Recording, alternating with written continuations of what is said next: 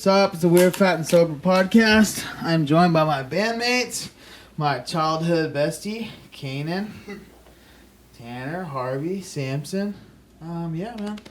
So last night was the first night of our tour, and it actually went pretty good. What do you guys think? Oh yeah, there was a lot more people in there in that tiny little venue than I anticipated for sure. Yeah, it was a big turnout for a Sunday. Yeah, for Sunday night. And it was kind of rainy. And everybody there drove. Like, all the bands, all the people that we talked to were from Midland. So, yeah, I kind of lucked out, man. I mean, I had planned for that show we were going to do it originally in Midland, but could never get a hold of anybody in Midland to do the show at. So, it actually turned out pretty decent. Nice little middle point. Yeah, so, I don't know. I'm excited for the rest of it. Tonight's I'm kind of curious about San Angelo. We never played there before. I don't really know anybody from the area hardly, so it'll be kind of interesting, I think. But so yeah, I mean, we played in Big Spring last night. We're in our hometown Snyder today.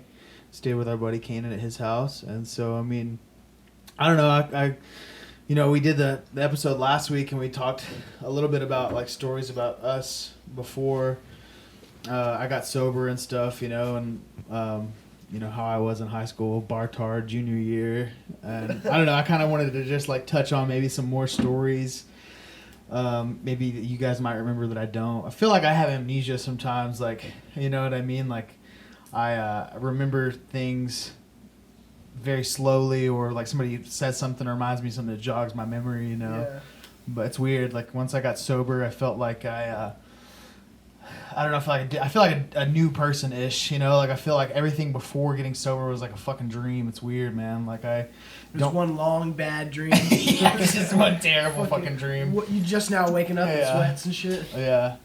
It's weird, man. I mean, I don't know. Getting sober kind of gave me, like, a new perspective on, like, just consciousness itself. It's like, for so long, I feel like I experimented with drugs because I wanted to expand my consciousness, and I feel now, like, getting sober as like another expansion. Does that make sense? Like I have like vivid dreams every night, and but so like the memory part of it is weird because I'm like remembering all these things from the past like slowly, and I don't know, it's weird, but they kind of just melt back in. Yeah, it's weird. I mean, and I know like all throughout our like growing up together, like we always talked about dreams a lot, and I remember you guys like, didn't you guys like say y'all met up in a dream once? Like, there's been some weird shit like that, even with like Mr. Hester. Whenever we were in class, y'all both met up in a dream.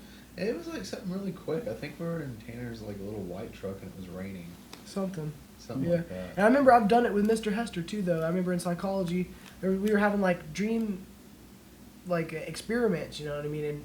And giving each other questions at class, and then trying to focus on dreaming every night for a week, and then seeing if the other person can relay that question that you don't talk about in real life, you know? Yeah. It is weird.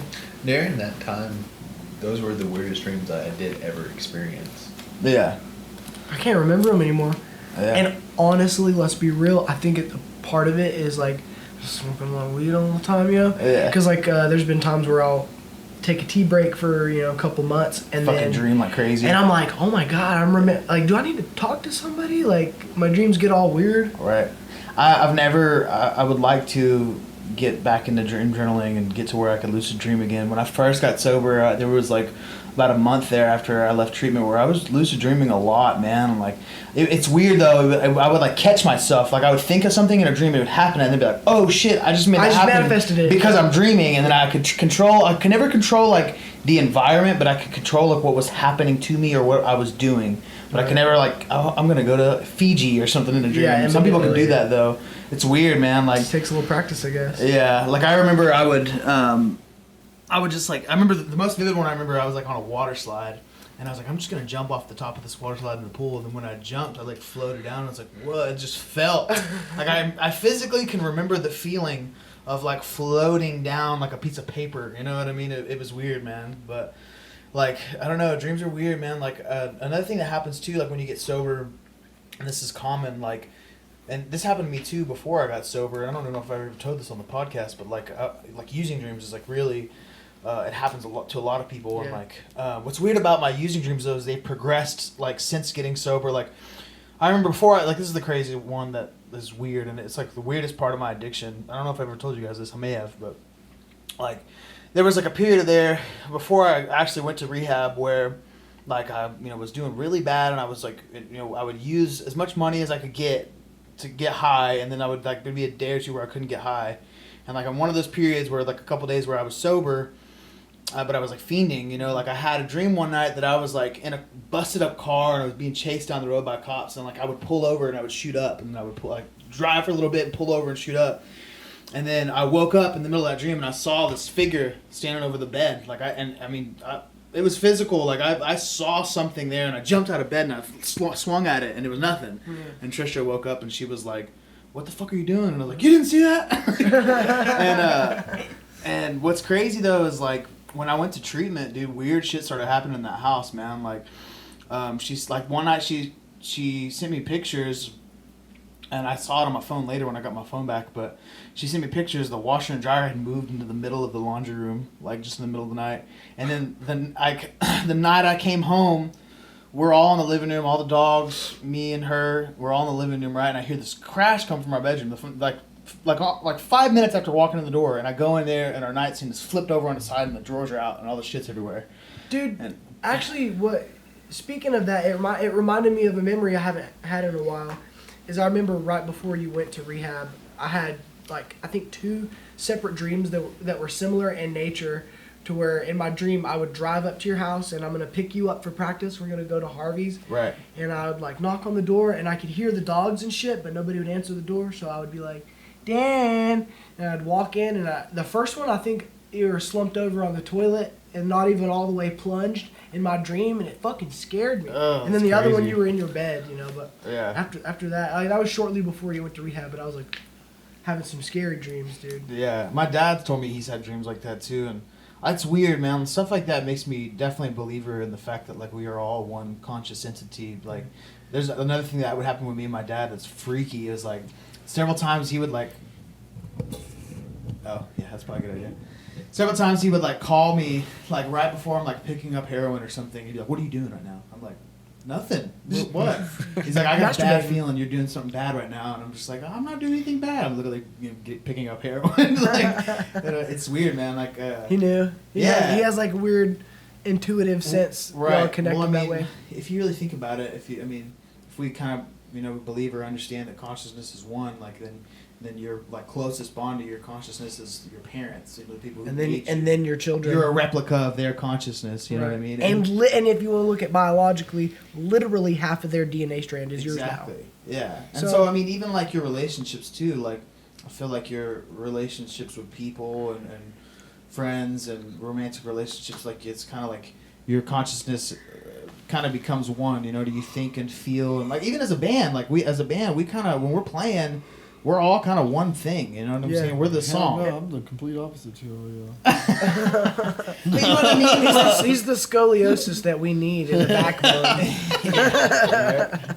But like we're all acting as one entity. It's weird, man. Like we like communicate non-verbally and shit. Yeah. Just like look at each other and change tempo or move speed or we communicate through click. Yeah. I mean, we're literally just vibing. Like we just out here vibing, my D. It's a form of telepathy almost, really. Dead ass telepathy. Which brings me to like kind of our stories of psychedelics. Like we've had some pretty telepathic bizarre experiences. Shit. Like me of all people is very skeptical of like ghosts and real spirituality and stuff.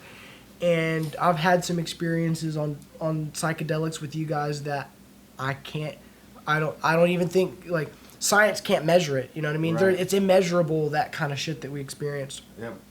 Yeah, I mean, I remember there was a lot of times on psychedelics where we'd split up as like the couple of groups, Yeah, there was I think 6 of us, so everybody had a buddy. Yeah. And so we'd split off, and we're in a how many stories? Like 5-story lake house. Yeah. To set the context. 5 stories, right? 4. And then the basement. You got a basement, the Living room. second story, the third story, which is just a bunch of bedrooms and a bathroom, and then you had my room upstairs. The attic room, yeah. Everybody would have their buddy, so it would be like me and Kanan would go up to the attic area or his room, and then Dan and Zane would go outside, and then I guess it was Steven and Troy. Yeah.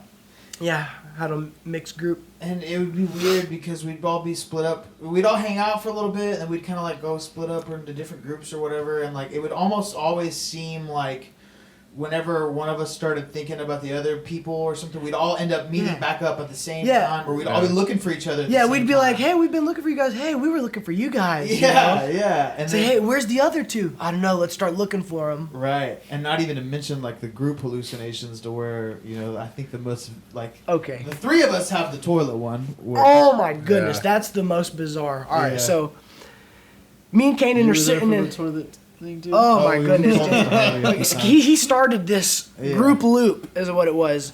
So like me and Kanan are chilling in the basement. It's dark in there, and I'm sitting on the couch looking at this air freshener that has light, and I'm just watching that bitch move around on a dark wall. You know, it's projecting its light on the wall. Kanan gets up and he goes and pees and leaves the door open. I hear him pee, hear him flush and stuff, and I'm just sitting there vibing on this light.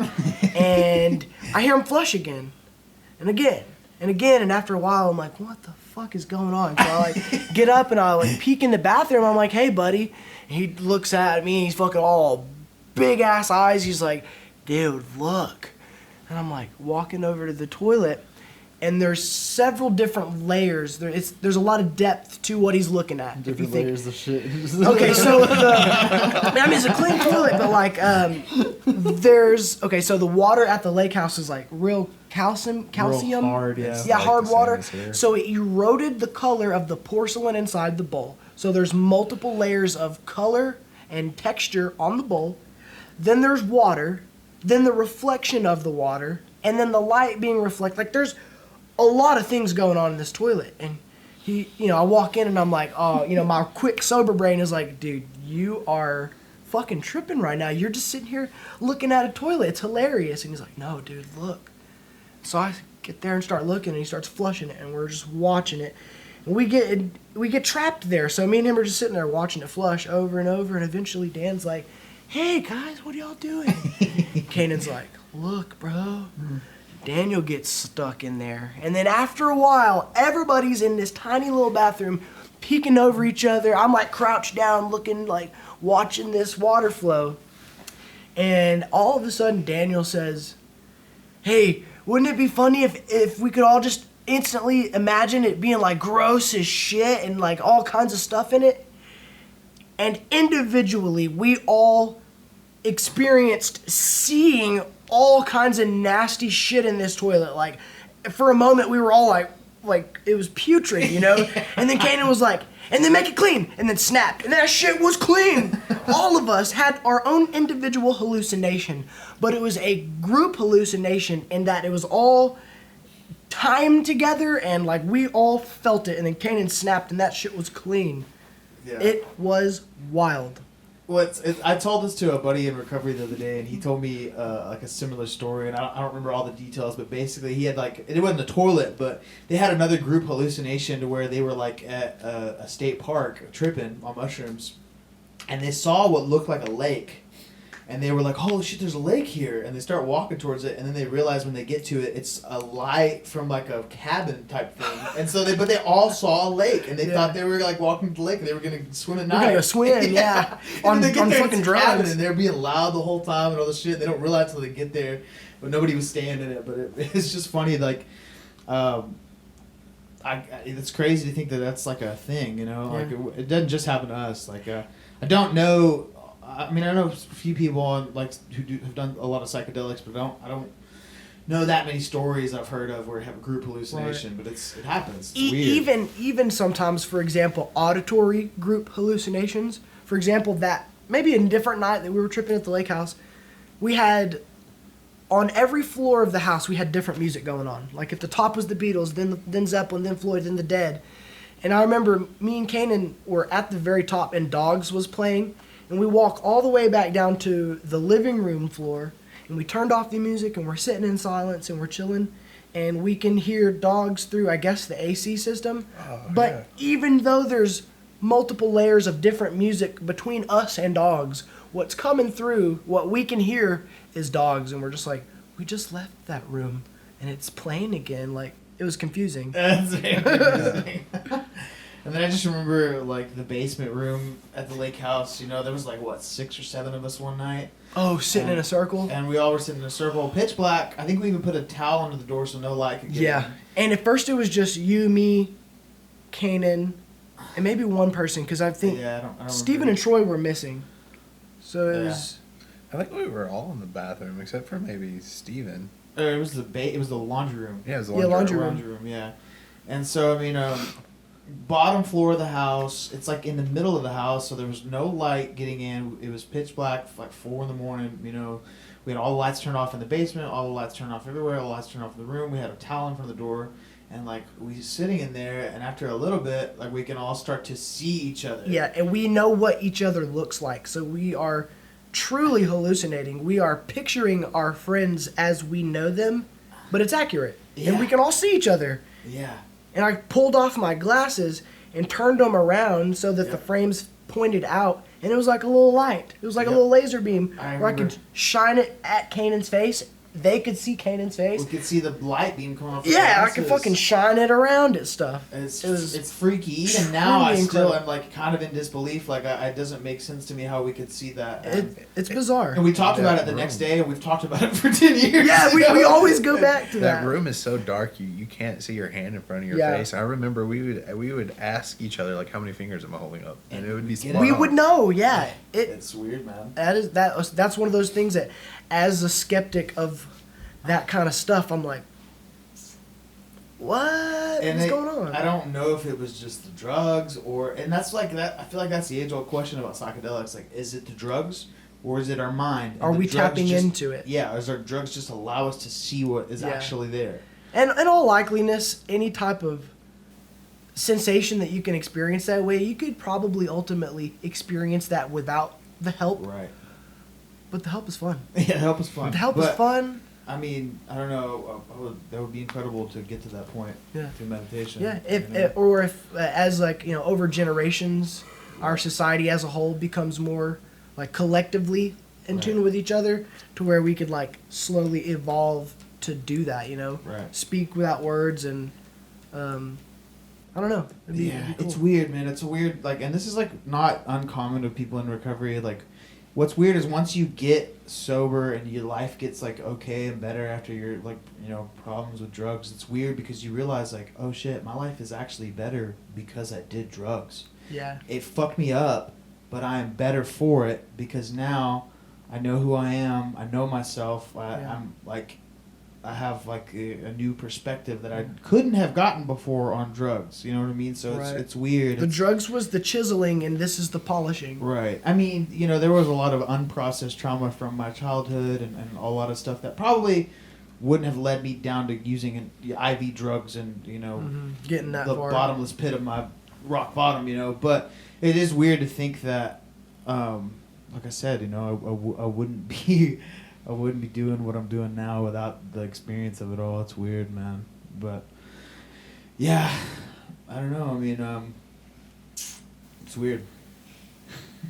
What do you remember that from back in the day, like another story like that? What's something that you could potentially I say that remember would... I was thinking about this recently after I guess our episode, I can't remember who I was riding with. I remember Matt Messer was driving. Cannon might have been in the car, but we were going to the lake house and I'd already started tripping, and I started to get like anxiety really bad about the drive, and I'd be like, just drive really careful, just don't kill us. Like, I was just freaking out. We'd taken this drive 100 times, and it was a pretty long. What's like 45 minutes from here?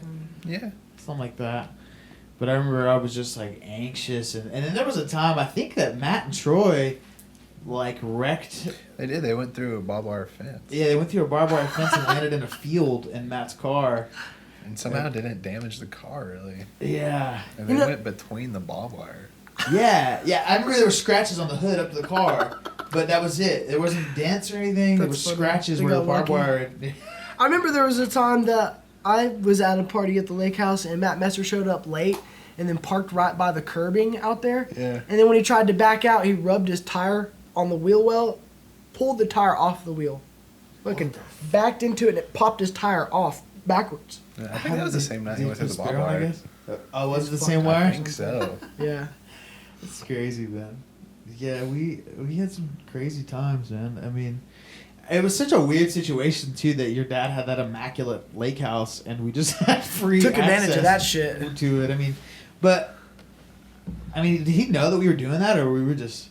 We were just kind of doing it. I mean, we were scoundrels. There were times where he'd show up and be like, "Who the fuck are all these people?" And we're just like, "Oh, we're just here to swim."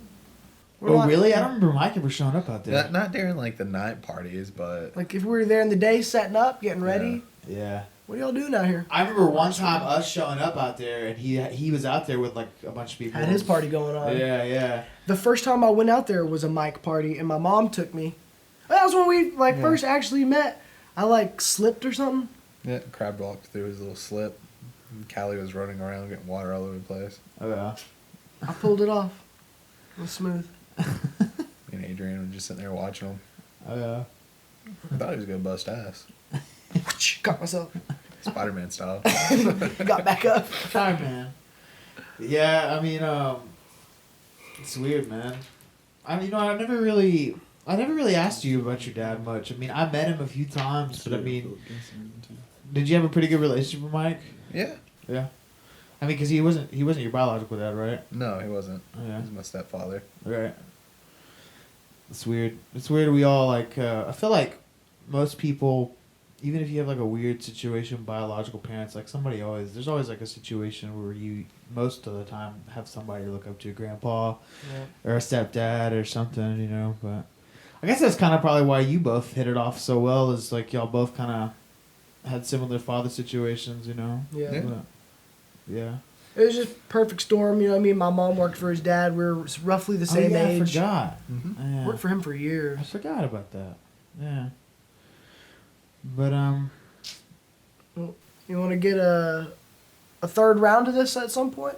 I'm down. I mean, we're only 20 minutes in, but We got a dip here pretty soon, though. yeah, 15 till 2. we could always add to this later.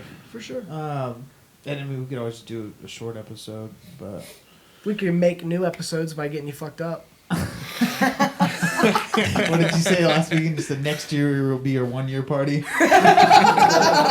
That's terrible. I'll be there. Yeah. All right. Thanks, guys. Yes, sir. It's alright. Sorry, you're gonna have to hold it, I guess. What's up? It's the Weird Fat and Sober podcast. The first ever roadcast. So this is what, day 6? Day 6. Day 6 of the tour. It's been interesting. It hasn't been too bad, honestly. Like I thought we were gonna be more tired, and I thought we were gonna be more pissed off at each other. But it hasn't really hasn't been too bad. Yeah, we've been getting along pretty well. Yeah. I don't know. So, really, I guess what's been some of y'all's highlights? Like, let's start with Harvey. Harvey, what's been your favorite part so far? Probably last night's bar. Yeah, last night was pretty dope. It was the best turnout since Sunday. But I don't know. I like the venue too. The venue was super dope. All the people were really, really nice. We met a bunch of locals and Yeah. mingled a little bit. It was cool. Yeah, it was dope. What about you, Samson? What's been your favorite part? The Houston scene was super cool. Like everyone was chilling down there. Also, there's this like dope speakeasy you could like get into, and it was like upstairs and classy.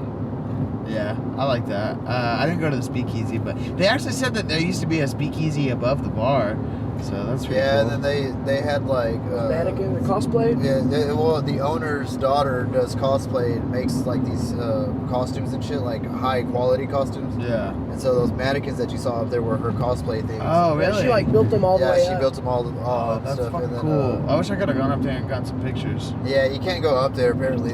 She said, or they said that oh, you turn on my emergency lights.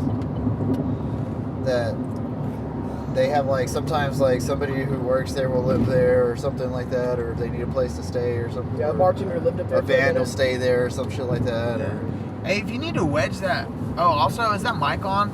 There's a little switch on the side. probably not. That's okay. I mean, I'm recording the audio on this, but I was gonna combine them. Dude, if you want to put that up there on the dashboard, just kind of wedge it between the glass and the dash, and you They can. won't. I think won't there's, stay there's there. too much.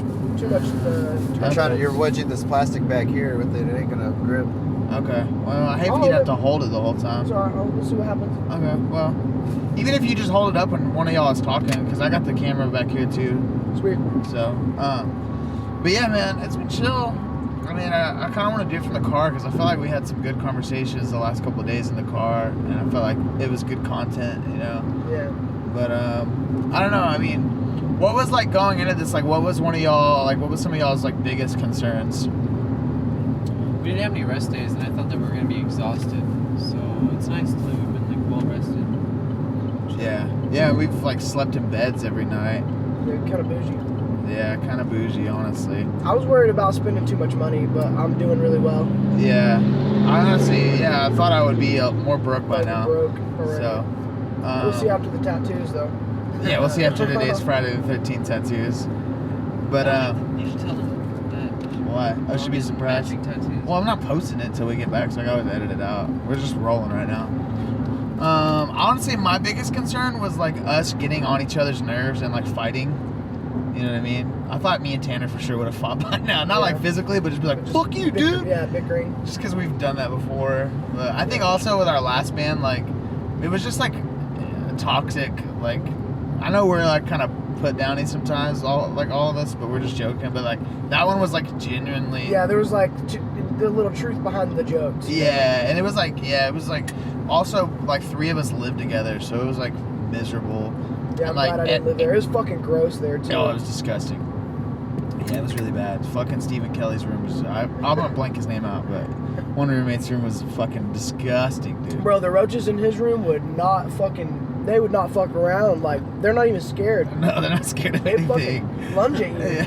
There's like bigger roaches killing the smaller roaches. Yeah, they've got like a fucking tier system. Big roaches eat first. I'm a fucking idiot. I didn't have this fucking camera recording. I thought I did. That's alright. I just put it from that camera for a while for the first pack. So that's alright. I kind of need to.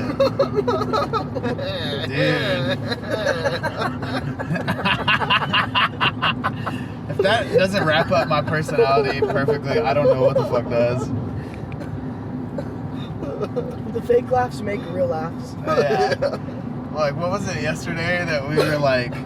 I think me and Samson started off like making a loud noise, and then it turned into singing all in one motion. It was like, ah! Yeah, we all just started And then there was laughing. a break. Yeah. But yeah, man. So we got 3 more days of shows. Tonight's Arlington. Tonight's Arlington, and the next 2 nights after that are Denton. Yeah, man, it's been chill. I'm trying to get this to where it'll get both of us. It's okay. Don't be in it. Yeah, you do. Yesterday we were staying with Brady of South State, and Terrible. we no. Sorry, we Harvey. like took a little dip in the swimming pool, right? And we were in the pool for like 2 minutes, and old fucking I'm just putting this tripod up for Linda me and came Samson. down there and said, "Hey, Linda. you can't be in there. You can't do that." So we had to get out. And then we tried to hang our clothes on the rail. And they said, "No, you can't do that." So we said, "Fuck it," we left. Yeah, I don't know, it was a weird vibe just from the staff there. I feel like every apartment complex I've ever stayed at, though, there was like a Linda there, you know what I mean? Oh, yeah. Like there was some She, white like- lady who was fucking We almost mean. barbecued Becky her ass, made her go viral. Yeah, dude, we should, you know what, you said that yesterday, like, you were like, you should have just started recording her, and, Make her uncomfortable. yeah, we should have done that. Yeah, I never think about that. It's kind of a weapon that we have nowadays. It's just like start recording somebody on your phone. Yeah. Hey, dude, leave us alone or you're going to end up on the internet, okay? Yeah. God. TikTok. World star, I'll motherfucker. find your fucking Facebook, tag your mom, show them what an ass you're being. Yeah, Oh, you can't swim in our pool. It's fucking cold. You're not going to swim in it. right. I think It was Brady, fun, though. I think Brady said he didn't think that anybody had cleaned that pool either yet. So. But it looked pretty fucking clean Yeah, to it was me. clean, Like, dude. It was Felt cold, good, but it wasn't yeah. bad. But yeah, it was really cold though. But and then there was lizards everywhere. I don't know if that's just Houston or that area. Oh, or yeah, Samson Houston. caught a lizard, too. it's just, Yeah, it's a lizard. it's so wet over here. And the bugs. Yeah, it's so wet in the back seat back here. They're all slipping around. It's like a slip and slide. We have anal seepage back here from fucking around the last couple of nights. Y'all ain't had to share a bed yet. It's always me sharing the bed. I gotta share with Dan. Share with Brady. You like it though. Although choose- truthfully, you choose those you were lives. the better snuggle buddy. Oh, you hear that? You hear that, weird fat sober homies? I'm the better snuggle buddy. That's what happens when you're thickly. The thick together store. The thick together. Yeah, we really lucked out.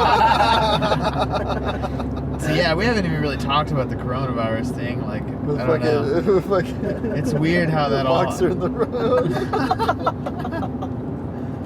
What's his name? Thick together. Thick together, brothers. It'd be cool, man. I hate being the one fat guy. It'd be funnier if we all were fat. Would it though? No, it it wouldn't. It's It'd funny. be hot Yeah. and it'd be steamy in this steamy. motherfucker. We'd be all farting. We would have ate it fucking like. McDonald's every day. Yeah. 3 times a day. I really don't. I don't even fuck with McDonald's honestly. For a fat guy. You think I would? What are you gonna do when you lose weight? You can't have this podcast anymore, man. It's gonna be the I don't know. I'll always be a fat kid in my inside. In my inside. My insides will always be fat. My If you know what I'm insides are saying. fat, but not me. Yeah. Yeah, let's throw it bumpy for a second, man. The turnout last night because of coronavirus. Talk about that. The turnout last night, just for what's that street? Main Street. yeah. Main Street in Houston was just like really poor. It was the best one so It far. was our best show so far. I would say at peak it was like 50 people, which fucking cool for us. Like as far as you know, this being our first tour and all these cities are our first time being there. So, and I'd never even been to Houston just like by myself or like on a trip or anything, and I fucking liked it way more than I've liked the other cities so far. Like, not to bash on Austin or anything, but, and I don't know, maybe with South by getting canceled, it was a weird vibe, but people in Houston yesterday were just way friendlier, like, than the people we met in Austin. So, I mean, I know Austin's like a cool vibe and shit, but just on this run, it was just, Houston was the Check better that shit out. place, man. Yeah, so- But, yeah. It's badass. So yesterday at the venue, I I've was been in there, man. Oh, that yeah, statue? yeah, Who is that?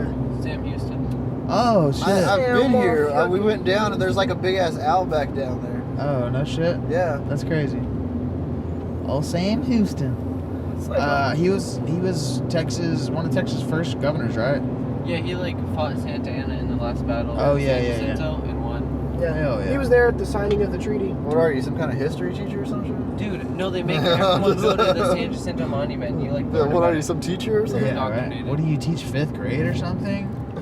Well, oh yeah, what's your favorite, you teach all subjects? I just teach reading and social studies. Although, like, you don't have time to teach social studies, so you just teach reading. That's pretty cool. Yeah, who needs that? Who needs fucking social I don't know, I needs guess social just because I went to a small school, I like used to study how to be social. every grade was just like one teacher, but... Oh, yeah. Well, it's a bigger school, so it's not like that. Well, I'm a country bumpkin, so... Country boy will survive. Yeah, guys, Huntsville. Oh yeah, that's Oh, shit. the Think y'all can legendary. figure out what that is. That's where they kill people. That's where they kill people. That's the... Right? Yeah, That's the death yeah, penalty absolutely. people. Texas kills more inmates than any other state in America. I believe it. Kills And pussy. in the recent years, they had a shortage of pentobarbital, the death drug. So they've been having to like make new cocktails and shit, and like try to find out what works best to kill people. I think they were using fentanyl for a little while, They may which be. signed me the fuck up. That shit'll work, man. You can go to sleep. For Oh, sure. Go to For sleep, sure. wake up. Hey, man, can I have some more? Hey, dude, that was like a lot. You're supposed to be dead right now. Yeah. Blast me up, baby. Let's do it again. That's a thing, dude. That's been a thing with the death penalty stuff. Isn't that a thing though too? If you survive it, that's it. Like, I mean, you. No, they'll do it again, bro. That's a Like, myth, yeah. Yeah, it's a total myth. Like, there's been a bunch of cases where people survive the electric chair and they do it again, Yeah, dude. and that right there is prohibited by Is that the Constitution as a Isn't cruel that and unusual punishment. Isn't that inhumane? Like, It Oh, is. it's very it is inhumane. Yeah, and and that's the Constitution prohibits that, where Yeah. you can't be put to death by cruel or Which I don't unusual think you can punishment. even be electrocuted anymore, anyways, because it's Yeah. so like it's so fucking painful. Straight up, bro, just shoot me. Like, if you could request a firing squad, that's like for sure gonna work. Do you think it's instant though? Yeah, definitely. You get shot in the Like face. shot in the head. Yeah, definitely. I know somebody that survived from being shot in the head, like not back of the skull or anything, Right. but like got shot. I think it was my friend's grandpa. He got shot in World War II, like in the side of the head, and he survived, but he was like a little fucked up. Got a little goofy afterwards. Yeah, he had like a real bad shake and shit, but he was like there though. He wasn't like One of those kids Brain that got damage. shot in Snyder whenever Braden and Lawson. yeah. Hey, robbed put the that camera on you when you're talking, because I got the camera on us, so you're good. Right on. Okay, yeah. That kid from Snyder got shot in the back of the head and ended up in our hospital. Oh, yeah. And homeboy can walk, talk, read, eat. Oh, he ended up at Trust Point where you work. Yeah, yeah. That's and he was like, crazy. do you know the Merrills? And I was like, yeah, I do actually. Dude, so he survived that? He got shot in the back of the head? Yeah, like they were fucking. I mean, they robbed somebody and the dude opened fire on their car and it Oh, but it went through the windshield, right? or Yeah, through the back window. Yeah, and hit somebody. Fuck. Dude, No thanks.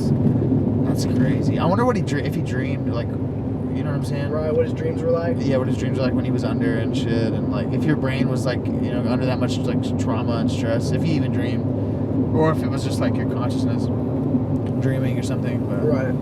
I don't know. It's crazy. My friend Will, dude, he fucking fell off a 3-story balcony and cracked his head open and had a TBI. And like now he's cool, but fucking yeah, it's crazy, dude. I don't know. It freaks me out. Like humans, we're like we do so much, like we've fucking built skyscrapers and we've been to the fucking moon and shit, but like we're so fragile. So fragile. Like all it takes is just a couple of fucking good hits to the head and boop, you're out of there, dude. Like get kicked in the head with a horse and you're fucking out of there. I don't know, it's trippy, man. You want to tell them about the NPC we met in Austin? The NPC we Oh met. wait, were you there for that? No. I kind of remember, but I can't think off the top of my head what you're talking about. We straight up met this homeless dude in Austin who was Oh, like, yeah, he was just like repeating. the dialogue was like straight out of Red Dead. You walk up to this dude and he starts talking to you, and you can kind of take it either way, but it was weird. It was like a straight up real life NPC. Yeah, we were saying like it's like an NPC because like if you stick around long enough, they just start over with the same dialogue. Not to make fun of the homeless person who's mentally ill, but yeah, it's fucking crazy because like we don't really see it that bad in Lubbock, but like on this trip, that's pretty much everywhere we've been. There's been homeless people, and it's fucking sad, man. It is sad. There's And a it's lot not of even them. that bad in this state as it is other states like New York or LA or as far as cities goes. Yeah. But yeah, it's awful, man. Well, if you could fix it, what would you do, Tanner? What do you think? What do you think the move? Like how do we fix it? Fuck, dude. Jokingly, you gotta feed the hungry. You gotta feed the homeless to the hungry. That's 2 birds, 1 stone. But realistically, fuck, dude. I don't know. It's just gotta be like social programs. We gotta help get these people back on their feet. But nobody likes that word. Nobody likes to help other people. It's hard to get funding. I To know. get mental health treatment for these people. Yeah, and that's a addiction big thing. programs and get them back into work details. See, that's like my personal belief is like I think if we could figure out the addiction issue, like if we we'll never fully solve addiction or people doing drugs and alcohol. Yeah. It'll always be part of as long as there's humans, they're gonna get fucked up. Yeah. But if we could, reduce Mitigate the numbers, it. mitigate Yeah. it, like less people addicted to hardcore drugs, less people addicted to alcohol, I think that we'd solve a lot of problems that our whole society faces, like prison populations, homeless populations. Like if we had more and more people like in recovery, like living fulfilling lives, Yeah.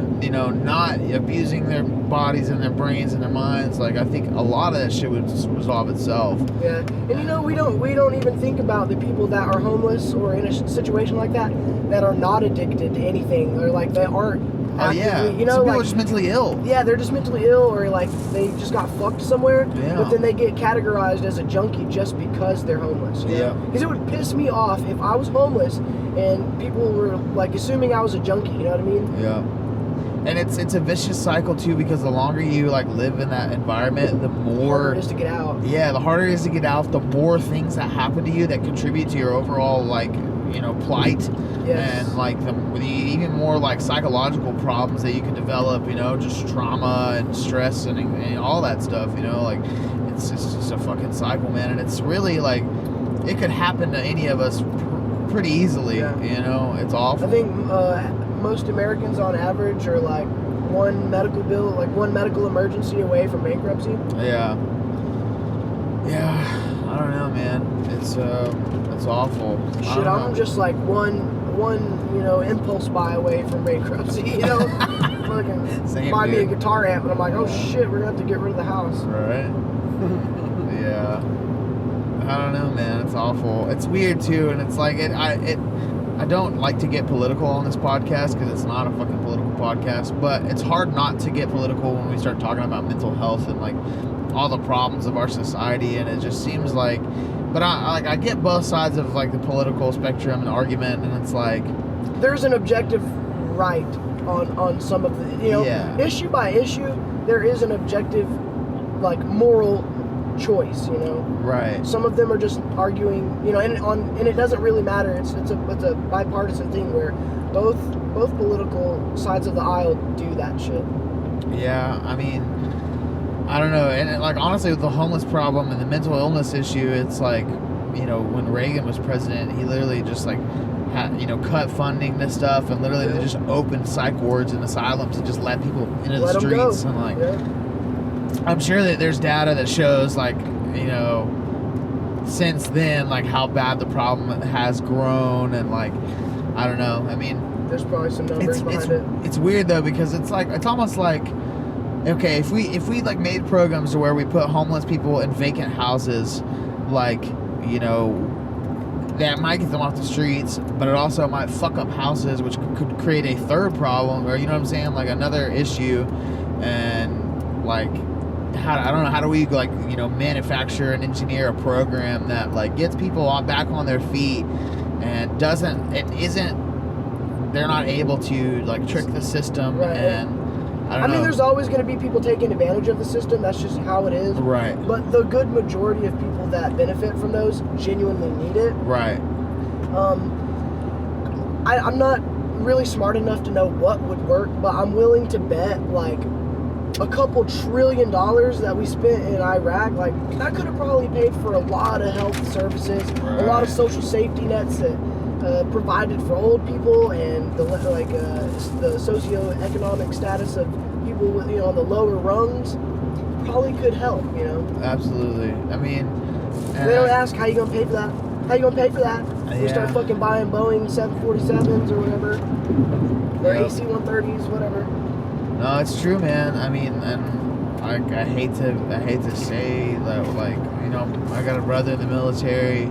I'm not anti-military, but at the same time, it's like I feel like there's so much big business in that whole world, and like that, like, because fucking the standing military members don't really make that much. Yeah. So they're not getting that money. Like, And dude, you know what I mean? and Like, the fucked up thing is that when they come back all mangled and have PTSD, oh, and TBIs, that's it. they're like, oh yeah, sorry fucking about you. Yeah, dude. There's no Sorry. fucking help. There's no money. Sorry, the VA has to run really slow because we can't fund it. Yeah. Hellfire missiles and fucking, jets. Got you.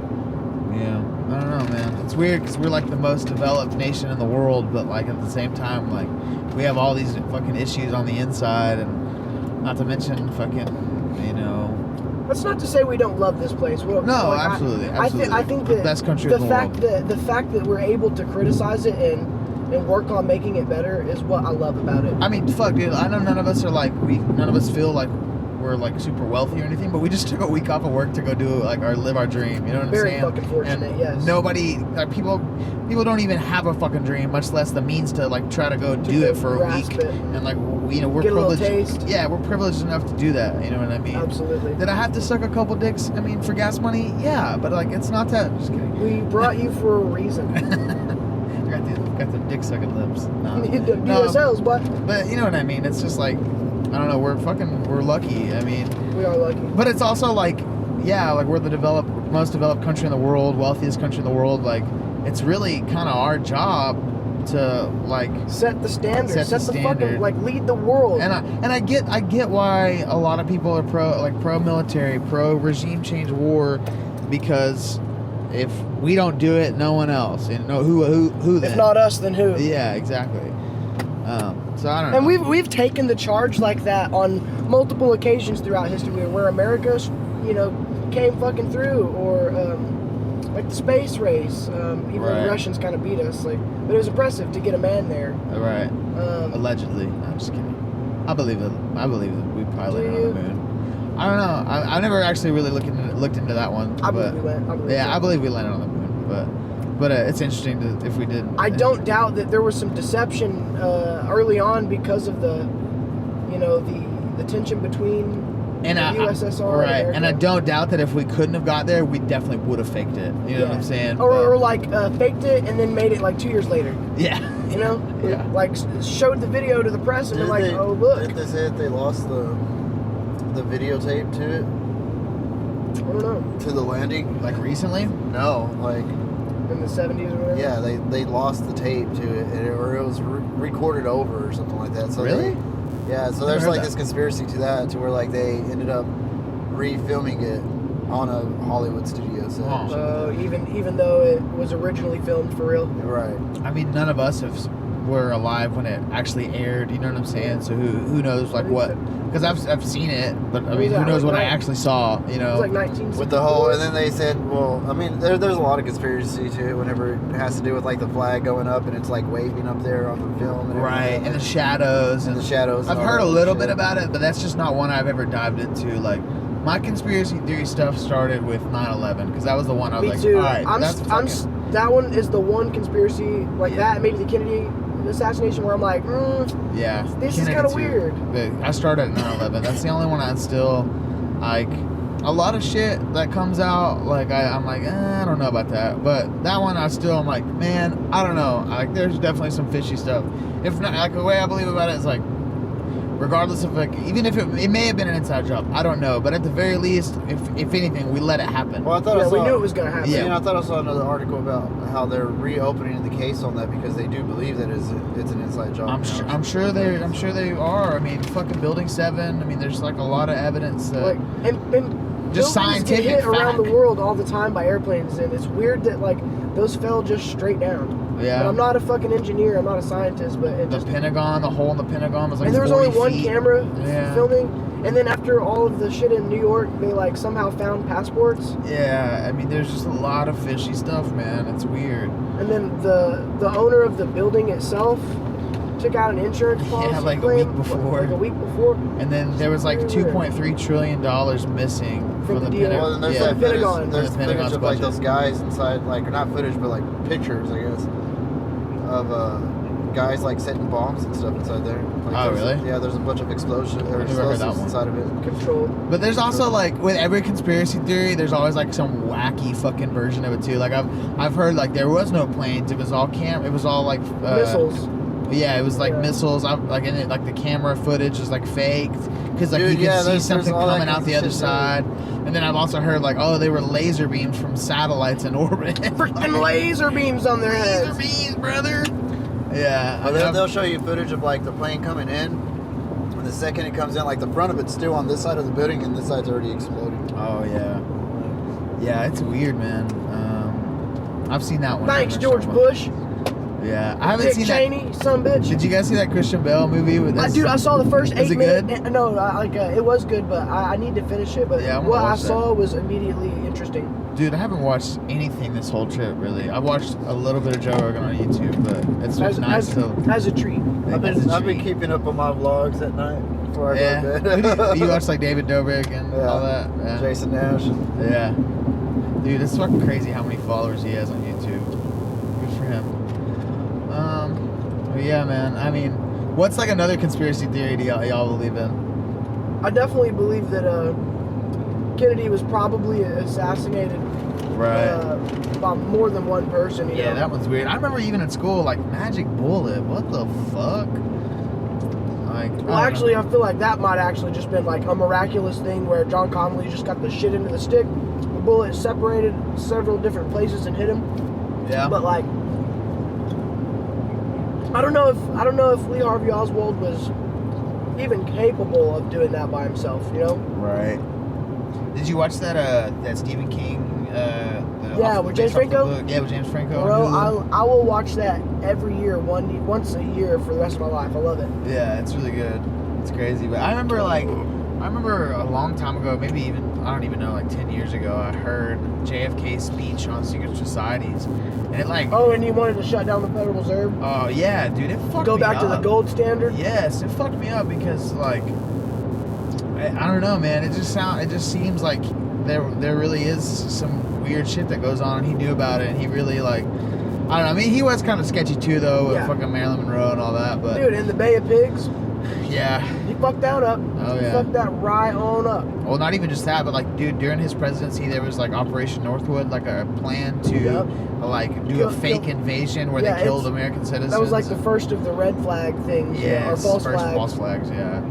Where they were like gonna pay Cuban nationals to dress up like Soviet soldiers or something and come murder people in Miami. Right. You know, it's a weird trend, and this I'm sure there's like a lot of like other things like this, but like, okay, so for example, on 9/11, during all of that, they were actually training for that to happen, and so because they were training, they couldn't scramble quick enough for them to intercept the others. Like what? Like that's crazy. And the same thing happened with the Boston bombings. They were training for a bomb thing during. Oh yeah, you know what? I do remember that. Yeah, that's happened a few times. It's weird, man. Yeah, and then that was like the only time I know of like an actual declared martial law being in order because they wouldn't let anybody in or out of Boston. Remember? Dude, that's what freaks me out about this coronavirus like scare is like if Trump declares martial law and it like lasts past fucking the election year. You know what I'm saying? Like, I don't know. I mean, I don't want to like feed into the fear or panic, but it's a concern. Yeah, I mean, I don't know. And somebody was telling me last night. If he straight up gets elected with more votes, 4 more years, fuck it. Let's see what happens. I honestly feel like it probably is going to happen because the same thing's happened as 2016 as with the Democratic Party's all fucked up. Fucking pussies, they don't fight. Yeah, nobody wants to fucking. It's like the Harlem Globetrotters always play the same team. You know what I mean? And there's like the team that the Globetrotters plays, they're supposed to lose every game. Right. That's the Democrats' role in this. They're just the designated losers. Right. I mean, I'm like, with 2016's election, it in a weird way, it restored my faith in the system. We have been a Democratic Party, like, in our stuff for years, though. Yep. Yeah. For a long time, we were more of a Democratic than we were a Republican, and so, like, I think that's kind of a big thing too right now. It's like we switched over to Republican Party this year, and now everybody's flipping tits because they don't know how to react to it. You know. That's fine. Cool. Get on the road again. See, it's kind of a bitch. It's fucking goofed. There it goes. I still want to get that liquid. Oh, what I was saying was Daniel. what? It's closed. Oh, sorry. Thank you. Wait, are you using that as trash? Okay, that's fine. Actually, we have a trash too if we need. Okay, trash. I just needed it closed. Okay. What I was saying was, okay, so 2016, when Trump got elected, it kind of restored my faith in a weird way in the system because, like, I always was like a person that's like didn't believe in, like that we had a legitimate system that we could vote and change things. You know what I'm saying? And it's still fucked. Don't get me wrong. When you get money out of politics and Congress and super PACs and all that. But the fact bullshit, that he won does prove a point you're proving. You're trying to make. Huh? That enough people fucking vote, like anybody can. Or enough people don't vote. Yeah, you know true, what I mean? true. Voter apathy. I'm not like super anti-Trump. Like I don't know enough to be like, yeah, he's fucking us up. He's fucking us up. Yeah. I know enough. He's fucking us up. I mean, I know that I'm just not that educated on it, you know. And I really don't want to like spew off a bunch of anti-Trump shit because I know I probably got some people that like Trump that listen to the show. It's okay to like Trump. He's funny. I'll say that. It He's is fucking funny. Goofy. Him having a Twitter is the shit. It's pretty It's funny. really funny. And he does not give a fuck. And he's a good troll. He'll fucking, and he's quick-witted with it. And Like, honestly, the one good thing that could come out of him is the fact that like maybe politicians won't be so full of bullshit anymore, and they'll just like be honest. But They maybe won't not. be. Dude, I mean, and on honesty, dude, he has broke a lot of those people, man. Like, yeah. Straight up. he's fucking opened up in some pretty closed up doors on some people, Absolutely. man. I'm sure he like, talked to North Korea. He's done some good shit. That's The fucking economy wild, was man. doing pretty good before this whole coronavirus scary bullshit. And that wasn't his fault. I think honestly, like him becoming president was a good thing, and only the fact that like I don't like the guy, to be honest with you, but like Yeah, I think he's racist, honestly.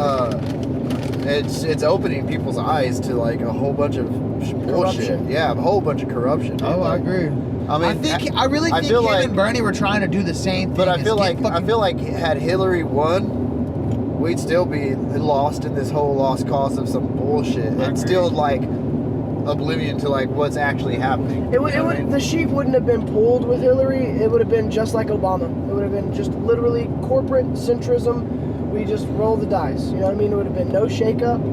But Trump straight up shook up the system. You know what I mean? Yeah. What's And you know, for like, a good, you in a can- good way, in a way though, man. Like, Not necessarily. I'll explain my point. Is you can dislike him for his policy and stuff because that affects people and it can affect our country for generations. Like he's put a lot of conservative judges on courts and stacked them, and those are lifetime appointments. So even way past his administration, there's going to be conservative judges on all levels of courts, and that's going to be hard to get some bipartisan things passed, you know what I mean? Because there'll always have to be compromise. But you don't have to like his personality, and that's something that a lot of people on the left don't. They're just like, oh, he uses bad words. He made fun of me on Twitter. And I'm like, dude, it's kind of funny, and it doesn't really matter that much. What matters is the policy that negatively impacts our country and American lives.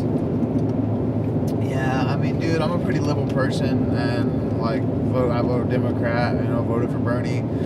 But like, some liberal people are so fucking weak-minded, Dude, and it pisses me It bothers off. me, dude. Like, I don't know. I'm not Oh. like trying to be toxic masculinity or anything like that, or have any of that. But I don't whatever know. happened to people having thick skin, man? Yeah, exactly. Like, if you don't like what you're hearing, then fucking stop listening or go away or change Right. the channel and scroll. And we've like lost as a society the ability to disagree, like Yeah. healthily, and like Yeah. just have a To agree to conversation. disagree. Yeah, like I don't know. I mean, I have a lot of friends that are Trump supporters, and like I understand why. Yeah. Like I don't hate them I get it, for it. yeah, and I can don't still hate love my them. family either that support him. But some people just are not like that.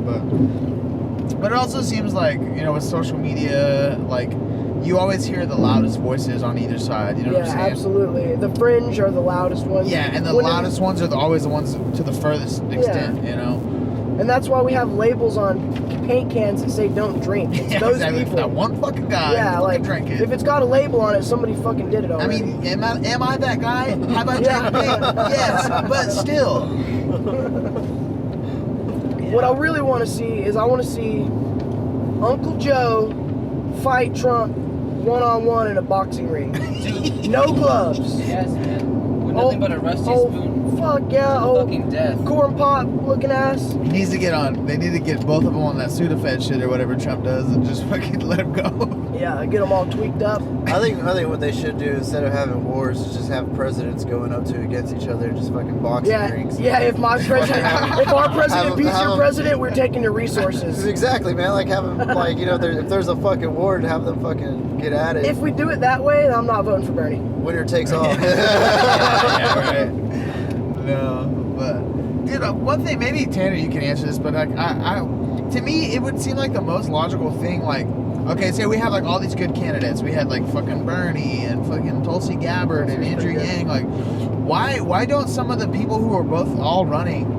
Why don't they just like join forces? Like, why is the runner up never selected as the VP? Like, I don't understand that. I don't know. It would seem to me. Okay.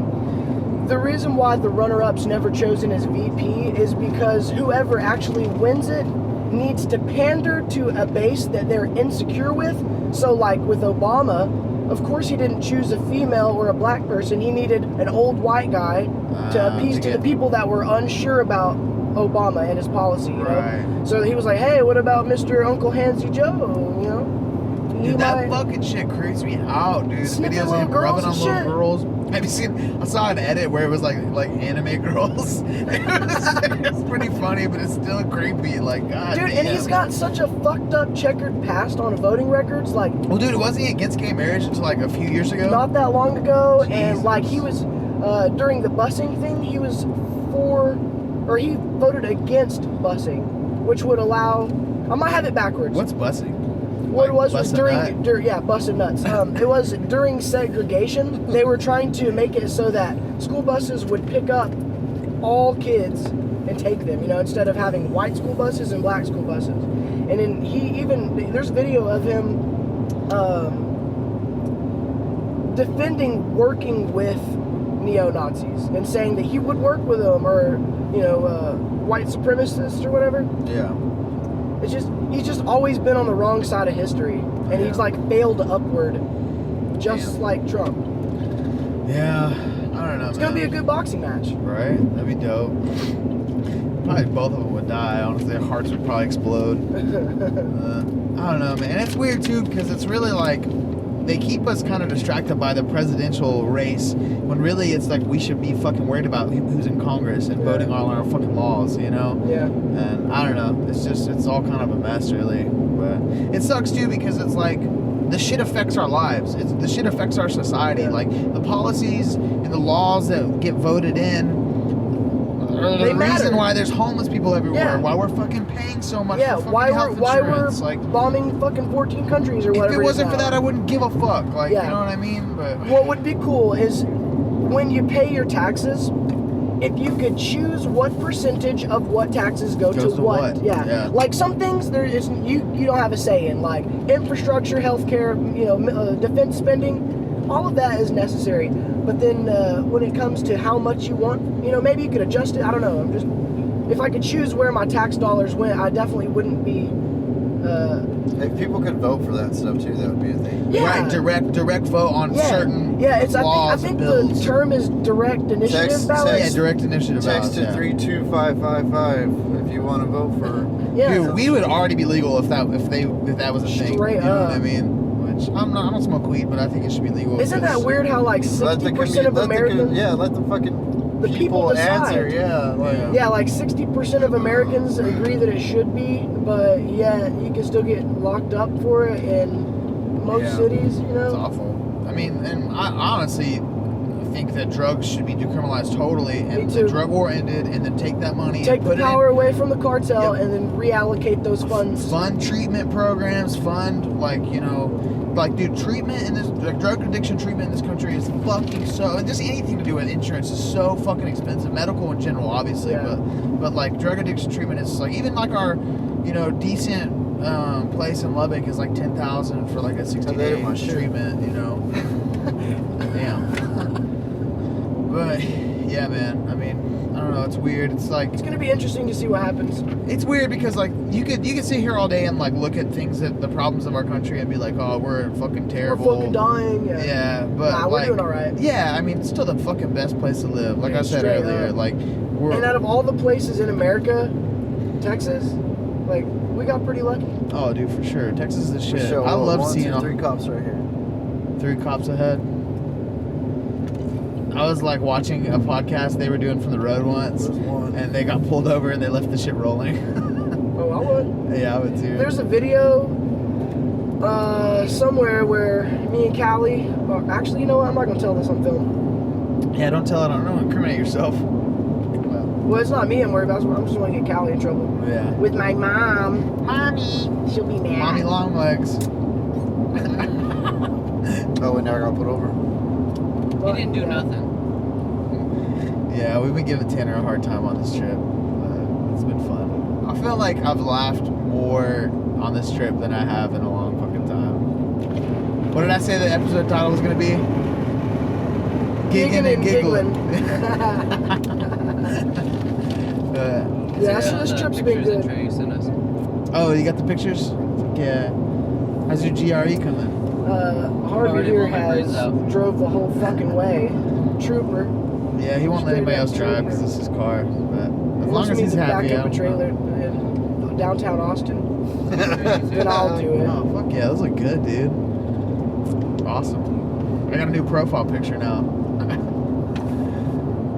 Band guys and all their fucking profile pictures are of them playing. How do we convince Harvey to get a Friday the 13th tattoo with us? You don't. You don't? No, that's What alright. about somewhere where it'll never get seen? What about right above your butt crack so only we'll see it? What if the band fundraise for it? It's Are you alright. down 20 with bucks, man. You alright? Yeah, I just choked on the god hole. Choking on my god hole? That's another ungunk song. Choking on my god hole. You know that Dance Gavin Dance song is like, I'm down with Brown Town or something like that? I'm It's like a down song with like that. Brown Yeah, I Town. Is think that what it's. that's about? I actually don't know. I would think that it's about anal. That's what I thought too, but I wasn't sure. Being a good Christian and using the god hole. Because then it's not a sin. But if you think about it, if Jesus died for your sins, then if you don't sin, didn't he die for nothing? Honestly, though.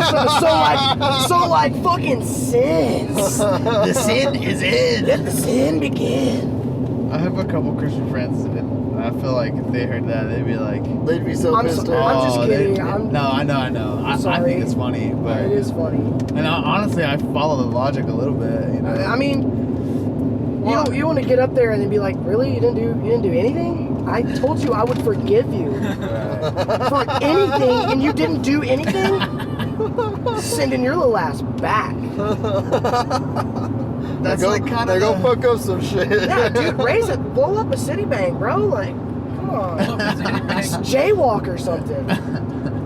Dude, we had a bank robbery Feels in like Lubbock not that long wreak ago. Yeah.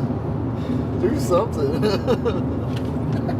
I remember we were talking about that yesterday. I feel like it'd be really hard to rob a bank today. It happens It's though. damn near impossible. Yeah, but somebody tried to rob a bank in Lubbock recently. They got busted. Yeah, they got busted right in the face. I think you could probably do it if you like, worked for the police force and you lived in a small town like Anson or Haskell or something. Like a small bank yeah, too. yeah. that And had, like, if you worked for the outdated police security. department, you could like probably have somebody go in and take the fall for it. Somebody go to jail for it and then You keep the money. keep the money. Have y'all seen that movie Masterminds with Zach Galifianakis where they robbed the security truck or the armored car? It's pretty. It's funny. They like rob it for Is like that where that $30,000. screenshot is where he's like doing the math? No, I think that's from Dinner with Schmucks. Oh, okay. But it's the one where he's like wearing a denim like denim shorts and a denim shirt, and he has like a weird haircut. It's a fucking goofy ass movie, but it's like a real story where these people they got this guy who drove an armored car to like rob it for them, and then they fucking like stole all the money and then implicated him in it, and yeah, it's fucking ridiculous. But You're alright, girl. what's the stupidest thing y'all have done that you are shocked you got away with? Legally or illegally? For me, I never got caught with like hard drugs, like not once. I got caught with ecstasy when I was like 17, but it was on my juvenile record. So it doesn't count. No, it doesn't count. I'm talking like I never got caught with heroin or cocaine or.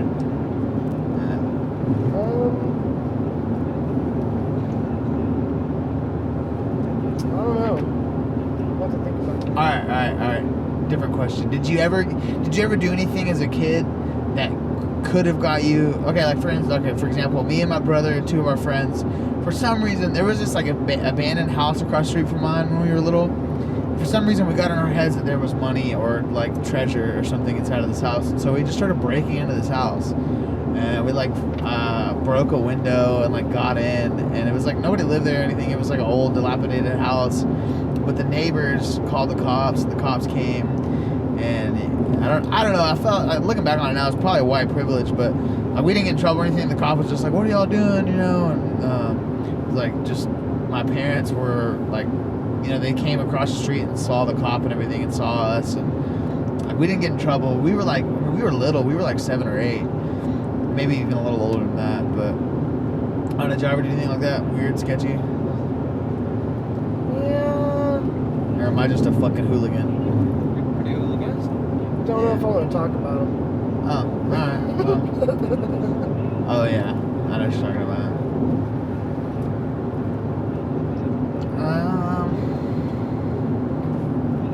I'm trying to think of something else.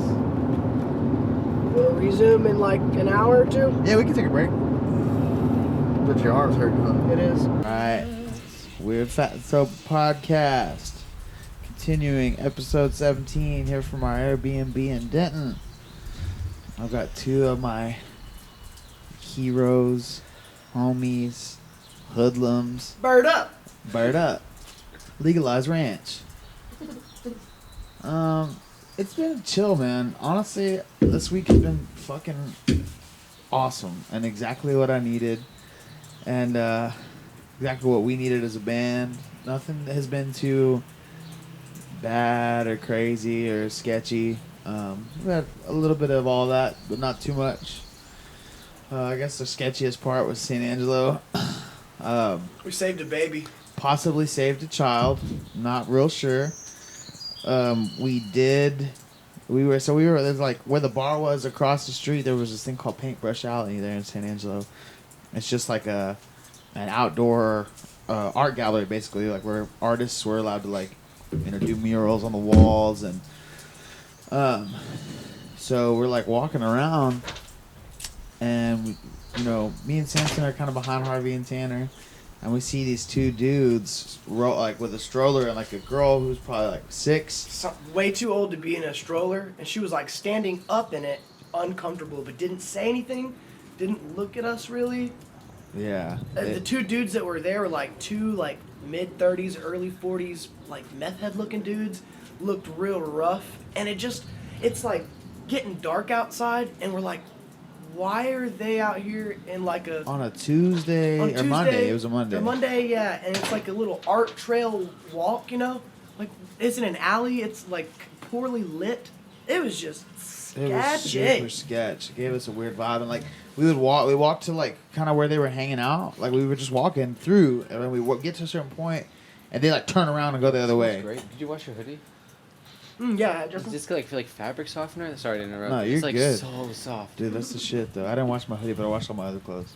My underwear feel good. But yeah, so what was I saying? You're saving a baby from a fire. Saving the baby. So yeah, we pass them and they turn around and they like start going the other way, and so we trip out, and Tanner's like, dude, we got to call. So we call the cops, which is, I ain't trying to be, what was that bitch's name from the barbecue? Barbecue Becky. But it was just a weird vibe. Dude, worst case scenario, they get hassled by the cops. Best case scenario, we save a little baby. Yeah, exactly. So the positives outweigh the negative, you know what I'm saying? So, but that was really the sketchiest part of this whole week. Like, we had like a little argument in that same day, which was that was only the second day, but we had like a small argument. But other than that, we've been fine. Today's the last full day. We leave tomorrow night after we have 2 shows left. We have tonight and tomorrow night, and then we're going back home. Fuck that. What? Same. Going home? Going home. I feel like I'm gonna be depressed when I go back to normal life. For sure. It's like after an acid trip where all your dopamine and serotonin's gone. And so Yeah. like the next day you're just like, everything's it's the beautiful, worst. but like I'm tired. Ugh. I don't want to be here. That feeling, imagine that times 100 plus pain, and that's a heroin withdrawal. Yeah. It's the fucking worst. Like, dude, Not to mention all the trauma and bullshit of that your Emotional. life is, Yeah. But yeah, I mean, we're fucking privileged to do this though. Like, I feel so blessed, and like Stan's word this trip. Privileged. Privileged, yeah. Guy at the front of the human centipede doesn't believe in privilege. This is crazy. It's crazy. I haven't really. This whole episode has just been random shit throughout the tour.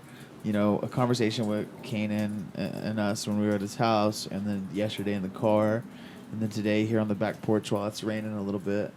My phone and camera are getting a little bit of water on them, but it's all right. We're not gonna go super long. But I haven't even really talked about recovery much, and like honestly, this is all a result of getting sober and getting my life on a fucking better track. I was only able to do this because of the leaps and bounds that I've made in my personal life since getting sober, and I don't know, man. I mean, I said it last episode, but if I'm a bad example, which I feel like I am, I'm not as active in the, steps as I should be, which I plan to really, get back into it heavy when we get home. But if I'm a bad example of it, like, it's still pretty fucking You're incredible. pretty good, yeah. It's still pretty incredible how your life can change, and what can happen when you make spirituality a priority, when you make better choices, when you resolve your own inner turmoil and you work through your trauma.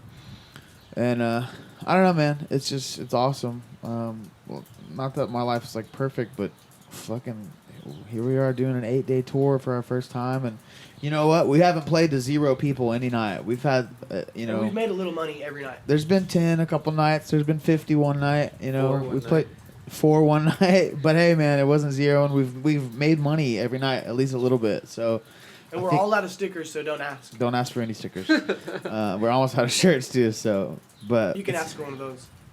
You can ask for a shirt. I don't know. It's just good. This is the last full day. We're kind of taking it easy, I think, today, and just relaxing and enjoying just this nice Airbnb here down in Denton, this little suburbia place. But I don't know. I mean, I didn't really have any plans of what to talk about just now, but I felt like I should, add that to this episode. It's just, man, fucking amidst all the chaos of this coronavirus scare and shit getting shut down and tours being canceled by bands, we're out here fucking living the dream. They just said for, large crowds, bro. right. Yeah. Yeah. I think we're good. Yeah, man. I mean, it's pretty awesome. It's basically just been a vacation, but we also work every night for a few hours. And I don't know. What was like the worst thing that you expected to happen so far? Like going into this before it happened? Like, did you? I expected to be flat fucking broke by now. Me too. I expected to just be completely wiped, but we did well. Yeah, dude, I'm chilling. I'm Did well. not totally broke yet. So, Yeah, and I I'm got a good. check waiting at home. So, Thank God I paid rent before I left. right. Yeah, same. I thought we would be hating each other by now. So For sure. Genuinely pleasantly surprised that we're all cool. I was only worried about not getting along with Dan because I know him well enough, Yeah. and we're like brothers. So it's okay to be mad at him. I feel like it would be weird to be mad at you. Yeah, same. I It's felt not like an I issue. thought You're nice, yeah. I thought at least you and I would have fought by now just because we've known each other so long, and we've butted heads on little shit before, and we've been mad at each other because Yeah. we've just known each other so Yeah. long. We're like brothers. Or I thought at the very least all 3 of y'all would be mad at me over a venue or a band. Farting and not rolling the window down. Yeah, or something. Waiting until one of us rolls the window down, and he's like, Oh, yeah, y'all can farted. smell that?" I didn't do that. Maybe I did. I don't know. I'm fat, dude. Weird, fat, and sober. You know what I'm saying?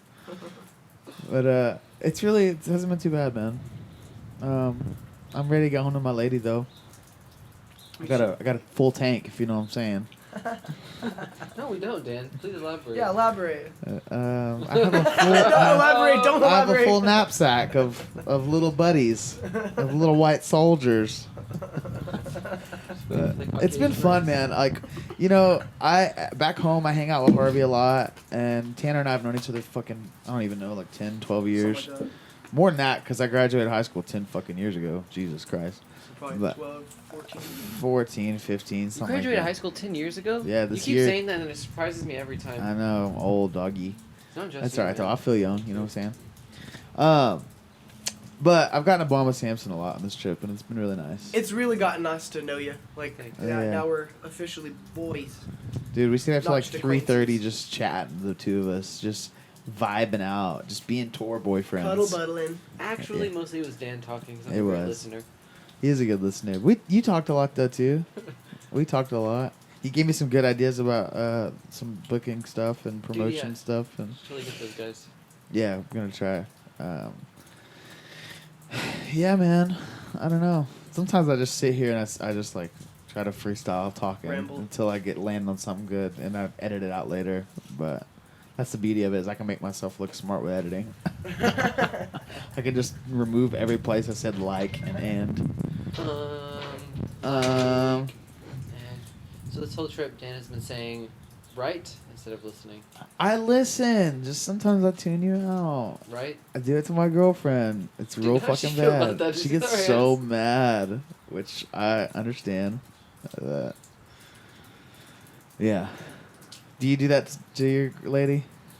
I used to, but since we've been like rebonding, I've been working really hard to listen, and I feel like it makes me appreciate her more when I listen, which sounds like For sure. dumb, but No, I know what you mean. Like, whenever they surprise you with something like that you were thinking about, or you know what I mean, when like y'all make a deeper connection on something that you weren't expecting to make, or you're like, oh yeah, I did that too when I was a kid, or whatever. You know what I mean? Like, Right. It makes you appreciate who they are and who they are in your life more. And even like on a more basic level, like just like listening to someone like makes you appreciate them more. Like, oh, yeah, they have great thoughts. Yeah, for sure. Those were getting sweaty, so I took them off. It's okay, sweaty. It's okay, sweaty. Yeah. Y'all seem like y'all have a pretty good relationship, though. And we don't have to dive into any relationship stuff, but that's mostly what our conversations have been about, though, I think. Yeah. Relationships and machismo and how it could be the downfall of men in our society. Dude, yeah, for real. At least a little bit. I mean, don't get me wrong. It's good to be Independent. a strong person, and like it's good to be a provider, but like ego is just trippy. It's tricky. Not. It's also trippy, but it's really tricky because I feel like ego could be the downfall of a person entirely. Like if you adhere to your eagle. I If you often adhere to your my ego. Yeah, the alpha male shit, you know? Like, I mean, it's good, don't get me wrong. Like, it's fucking what's built roads and saved people from fires and, you know what I'm saying? But, like, too much ego, you know, pride is the downfall of it, you know? It's not so much about ridding yourself of your ego, but it's about taming it, Right. utilizing it, Not letting it control you, yeah, you controlling balancing it. it yourself. It's good Putting to have your an ego finger on to be scales. proud of yourself and to take pride in your work and... Go ahead. That's like, I feel like that's not ego in like the sense, like I feel like we're like conflating two terms. Like that's like self-confidence and like self-love. Ego is more like I feel like the negative, personally. Yeah, ego is like self-interest and like survival of just It's me and not preservation. others. Yeah, preservation of the self. I don't know. I think there is. Maybe that could be right, but I think that ego can also. It's not a good or bad thing. Right. I think it's a thing. Yeah, it's definitely just part of our consciousness and our What it is to the psychology. human experience, you know. Yeah, absolutely. But I mean, and I guess you know, like all things, anything that goes unchecked could be dangerous to society and ourselves. And me personally, like Me personally? me personally, as a side joke, I Yeah, hear it a yeah. lot. Yeah. But I'm a little bit egotistical, and I try to keep it in check. I Yeah. really do. You know. You're But the kind it's- of person that acts out an ego and then realizes it and apologizes, and that's better than being so full of ego that you don't it. see your own Yeah. wrongs. I am trying to work on it. I know that's one of my character defects. You know. Yeah, man, it's tricky. Like I mean, that's Can I hit your jewel? Absolutely. Sorry. it's not even a jewel, dude. Get it right. It's a views. I don't know. That's like the battle of being Doesn't taste human, No, especially as men, is like, you know, especially in our society and historically, like, we as men, it's been our jobs to be the fucking man, and be tough and be strong and be a provider and like, Be a stone cold killer or nothing. yeah, exactly. And anything less than is you're not worthy Oh, of. you're a beta. Yeah, you're a beta, all that shit, which is silly as far as humans go. We don't. That's not That's really. not how it works with That's us. not how it works with us. Yeah, we're more complex than binary animals. you Yeah, know. exactly. But I also can see the argument that people have about like you know that we are becoming Soft as weak. fuck. We are becoming a weaker society. Yeah. But it's like, are we being weaker or are we just changing? You know what I'm saying? Yeah. We're evolving as a species and as a society. You don't have to be that way anymore. Right, and nobody alive today is gonna be the same kind of brutal as somebody who lived in the fucking Middle Ages. You Yeah. know what I'm saying? Like, even the fucking hardest of warriors probably still didn't have to, like, you know, be covered in shit half the time, or, you know what I'm saying? Yeah. Or not bathe but once a year, or if at all. Yeah. Like, I don't know. I mean, I don't know. Yeah, I feel like also, too, I feel like people who are, like, the alpha male types are just as vulnerable and fragile but it's just like that's why they project so hard they've to got be. a strong, poker face, but Right. inside they're just as malleable as we are. Yep. Maybe And- even like more so because like they haven't like come to terms with the way that they feel. You know. Oh, They're exactly. still hiding it from themselves. Yeah. Well, that's like the whole toxic masculinity thing, right? I mean, that's like you are trying so hard to be the manly man that you can't even like get vulnerable with your partner Yeah. and like talk about how To you're be a feeling. man is to be vulnerable. Right, To be exactly. a man is to be loving. Right. As I feel like a strong man knows when he's weak. You Yeah. know. Yeah, or he knows when it's okay to be. Right. And that's just strong Like- person in general. I know I'm using like gendered language here, but we're talking about being men. Yeah, and- we're talking about but that. It's a specific context. Yeah, but I mean, I think that's just true of all people. Like, it's okay to fucking be. It's okay to cry. It's okay to feel yeah, things. Exactly. It's okay to care about people. Right. I don't know. I mean, it's weird. It's a weird dynamic now because it's like, especially where we are from and live, I feel like most of the men around me, the conservative types, like, think that we're raising a weak society and shit. And I think it's just, I don't know. That's a judgment that people make that. I'm like, how could one even make that claim? Yeah. You know? How can you be? That's what I'm saying, like, how can nobody- you know what all of society is and what's happening to it and where Right. it's been? Like, Right. you only know what you've been exposed to, your Exactly. own, your level of education, and then the surrounding area where you live. Like, Even that is so like ethnocentric. Like the way that we are here, like culturally, like mindset wise, is not the same way that other people are. Like even in like China, like we're like so much more individualistic and they're so much more collective. So like our standards, like, you can't just say this is how people are because that's Right. Yeah. It's a generalization. Yeah, exactly. Generalizations are sketchy. That's like, I feel like a lot of like current racism is generalizations, and I do it too. I know I'm fucking bad about it sometimes. Like, but I ask questions that are generalizations sometimes. I think, and I don't realize that, like, oh shit, I just kind of slipped out some racism. Not hateful racism, but you know what I'm saying, like microaggressions. Yeah, like, we're like, that I don't even realize that I do. Like, I'll give you an example that I've used recently is like when I first started dating my girlfriend who's Mexican. I assumed that she would like spicy food because that's like typical of the culture. I didn't assume, but like I just was like surprised that she didn't.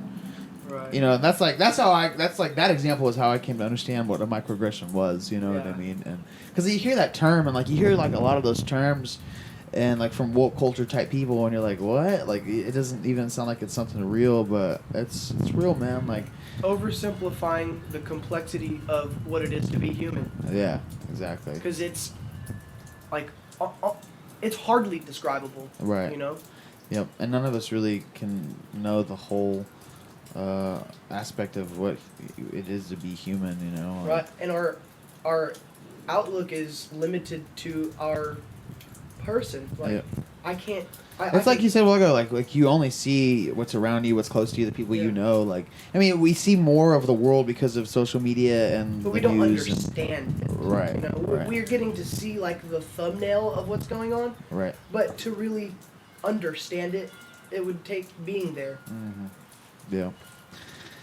Yeah, man. I don't know. I feel like we've had a lot of really good conversations this trip, and like. It's funny because I've known all y'all for years, and I've known you forever, and like I still don't feel like I haven't hit a wall in our conversations at all, like between you and I, or me and Samson, or me and Harvey, or us as a group. Like I've been surprised at things that I've learned, even about you, even after knowing you so long, like, and like learning about the other guys, and it's I don't know. It gives me a lot of hope that like, if we could get successful and do this as a career, like I don't feel like You want to fall apart once the real stress once hits. the real stress hits, I feel like we'll be tighter instead of, because like I feel like this has been like a chill week, but it has been stressful at times, and like But we've it's handled unrealistic. Yeah. It will probably never be like this again. Maybe. Yeah, maybe not. I mean, we did plan like really hard, but I don't know.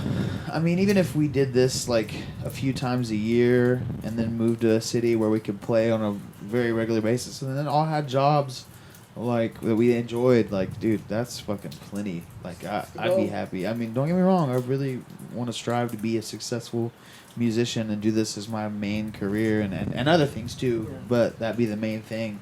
And, If it could help pay the bills, then why would I not do it? You know. Yeah, exactly. I mean, all I've ever wanted, the only goal I've ever had is to pay my fucking bills With the and thing eat you love. and Yeah. do what I love. Like Yeah. that's it. Like I don't have to be Post Malone. I mean, I'm- I saw a fucking meme earlier that said Post Malone just canceled his tour. Now he's postponed Malone. That's kind of dad jokey, but I feel like the wind is fucking blowing into that mic. It's gonna be a lot of like atmospheric noise from the rain on this episode. I'll try to cut some of it out, but yeah, man. I mean, overall, it's been a fucking good time, and fuck, I needed this. I don't know about you, but I needed this. Like, I needed to be away yeah, from monotony. yep, You know, like this has Yep. all been an adventure. I didn't know what was gonna happen next. Didn't know what any of the places would look like or what the people would be like.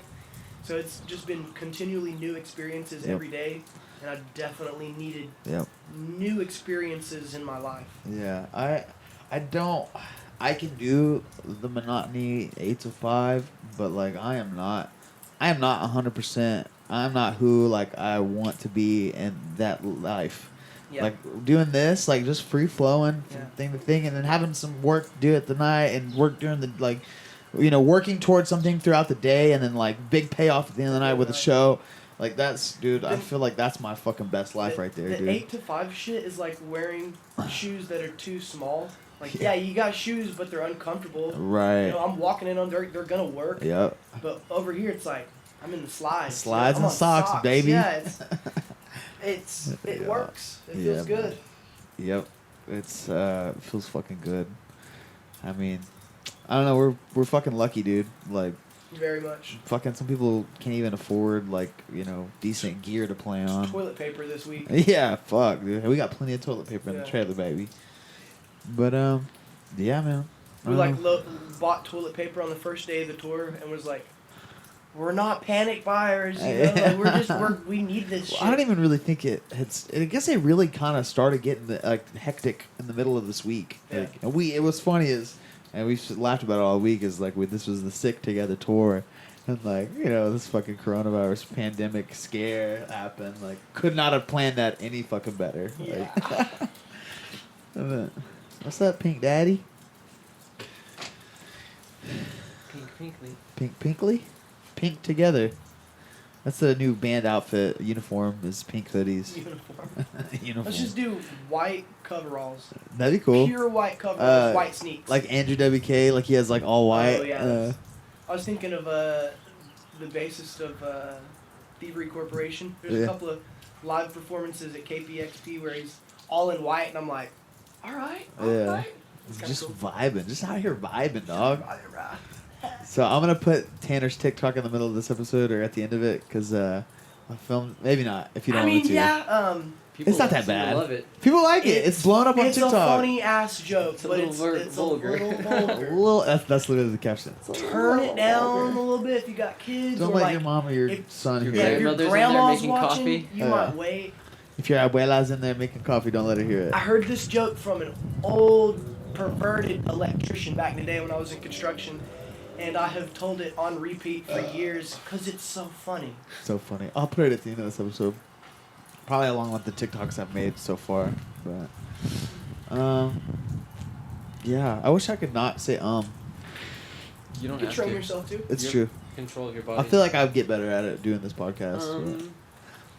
Your ability, think about it again, Your sweaty. ability to segue conversations and stuff has improved Yeah. because of you practicing with the podcast. Right. Like even when we're not filming, if the conversation goes dead or gets awkward, you're like, hey, what about Right. this? What's funny is like one of the reasons I wanted to do this is because like I'm trying to be a counselor, and I feel like I have like a little bit of anxiety about just like talking to people I don't know, and I feel like doing this, getting better at talking to people will help me if and when I do become a counselor, like, and I'm talking to people, and you know what I mean. That was one of the many reasons. Another one was just like I just thought it would be interesting to talk about recovery and have the option to talk about music and art and oh, that's fun too. It's just fun making shit. Yeah. Like I just like making shit. You know what I mean? Like I like making like literal shit like feces. He does it all day, every day. Yeah. See, Jack. Yeah. Seat, jack the seat. But I don't know. How you feeling? I'm chilling. What is your expectations for the day tonight and the rest of the time? Truthfully, I don't know. I'm stoked on going to a brewery because like we don't really have those in Lubbock. No. And I think that the vibe is just cool. There's like a lot of like cool craft beers or something here. Right. See Jack, sorry, Okay. It's warm. I got it warm for you. Oh, I warmed it up for you. Yeah.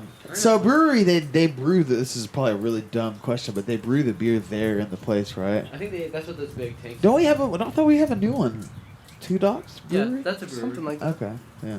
That's cool. I feel like that's a pretty hipster talent thing, right? Yeah, I would Ish. think so.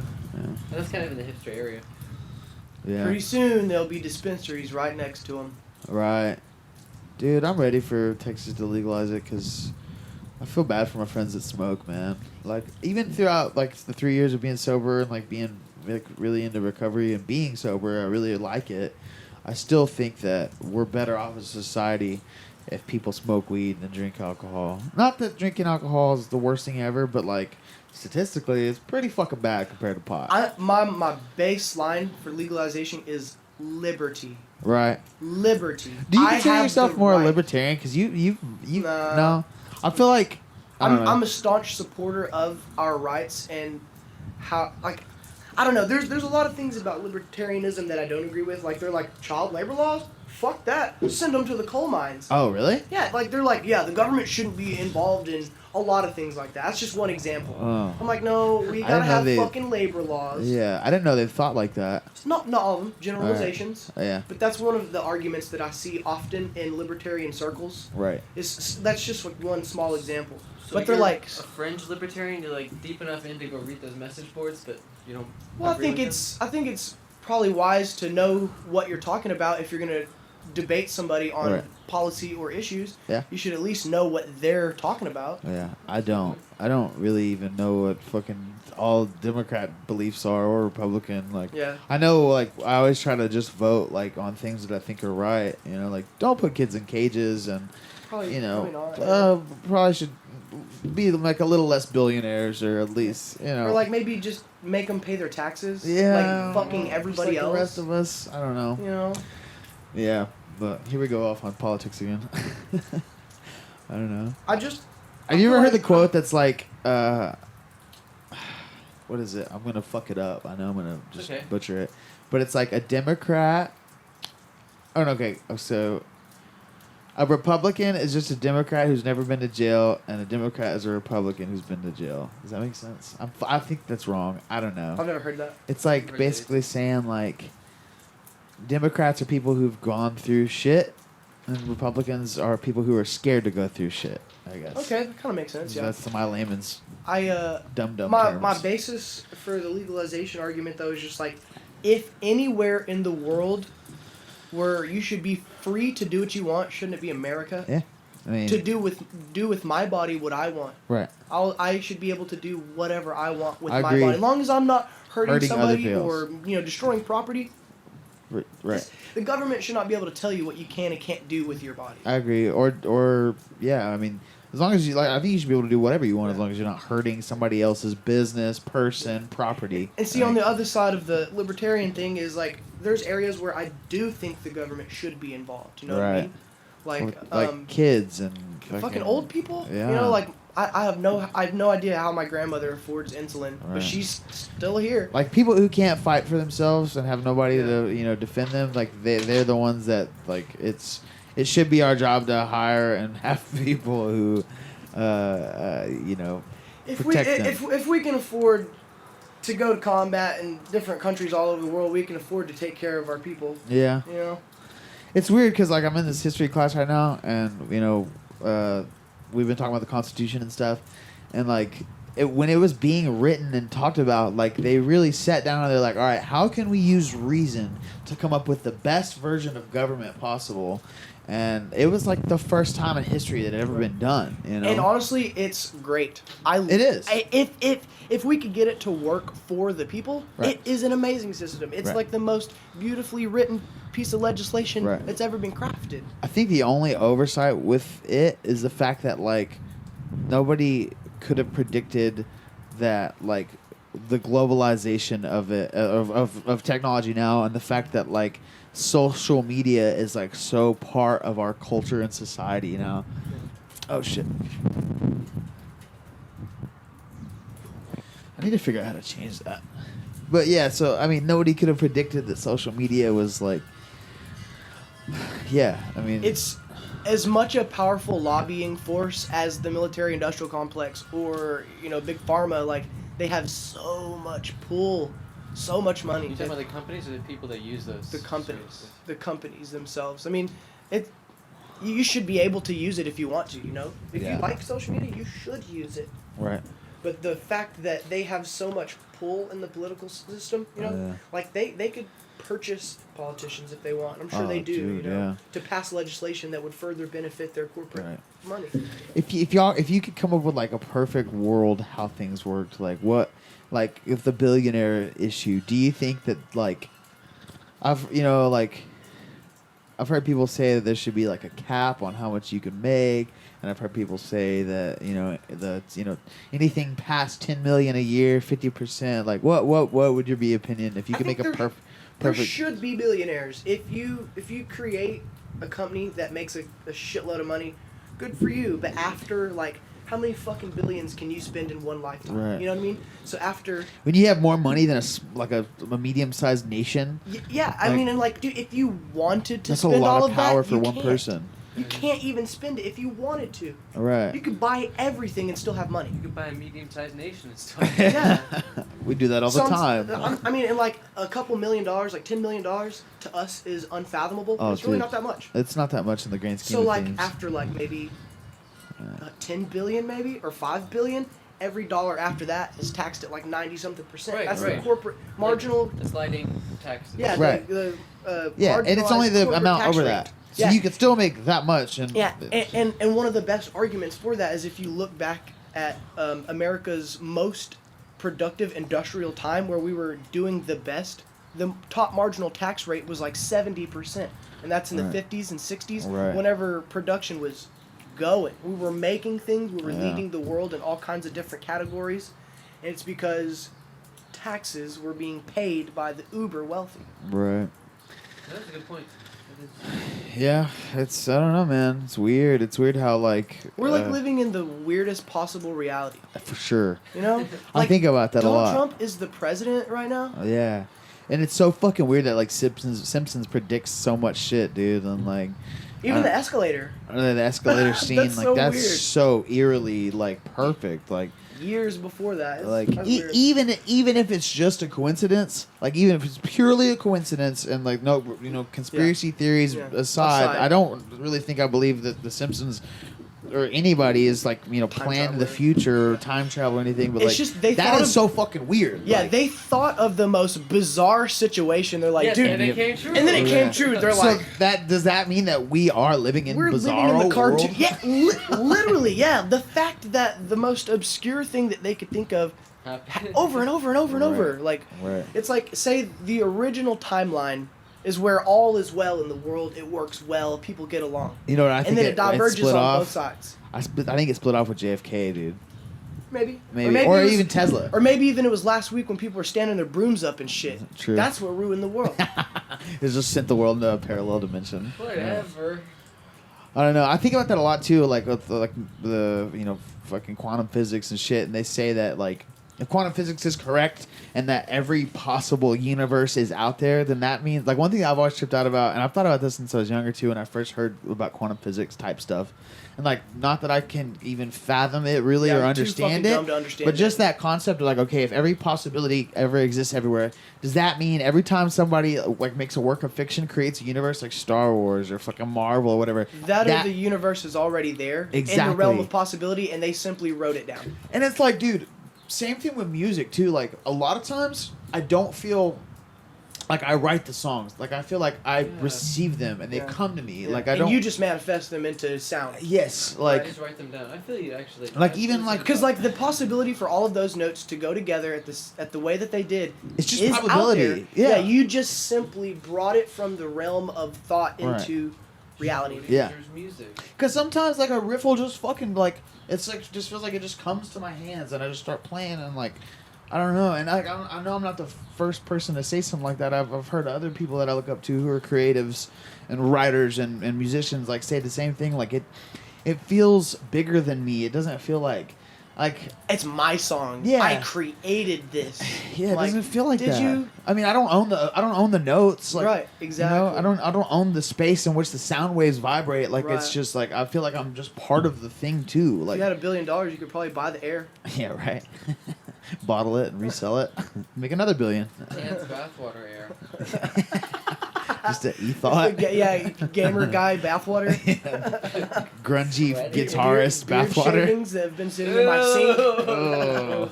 I don't have those, but I imagine they're gross. Dude, I haven't washed my hair in 3 days because I don't wash my hair that often, but I'm sweating so much now. My hair is fucking greasy right now. I don't know why I'm saying this on the podcast, but it's really bad. He's like, bro, I haven't washed or wiped in 6 I haven't months. wiped my ass all week, dude. He's like, and Dude, we bought all that none of toilet us have. paper. We have all the toilet paper. No, actually, dude, there's been wet wipes everywhere we've been gone. I'm scared my asshole's all sensitive now. Yeah, when he goes home, he's gonna use It's regular gonna toilet paper. bleed. It's gonna Don't hurt. break down in the sewers. Yeah, I know it's They're terrible. not flushable. I know. You're fucking shit up. Oh, you know yeah, but what? you know what? It's not any of my toilets. Your Put pipes it are in the super. trash can. Just kidding. They're Dude, terrible for the environment. swear at the hospital, I unclog a toilet once a week because some asshole flushes the wet wipes, and there's literally signs on Don't flush every the wet bathroom wipes. in the whole building. There's like 50 or 60 or 70 fucking toilets in there. There's signs in all of them. Yeah. And every week, I'm in there fucking running a snake, Oh. pulling a Have a cup of fucking coffee, pipe dude.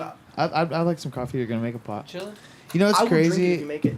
and I hope this doesn't come off as like slight racism, but like okay, so in Mexico, a lot of people don't have sewers. Yeah, they just have septic, septic, so yeah. they don't flush their toilet put it in paper. the They just trash throw can. it- Yeah, yeah. Oh, It happens a okay. lot in our area with people from Mexico. Yeah. And it's just different. It's just culturally different. You know what I mean?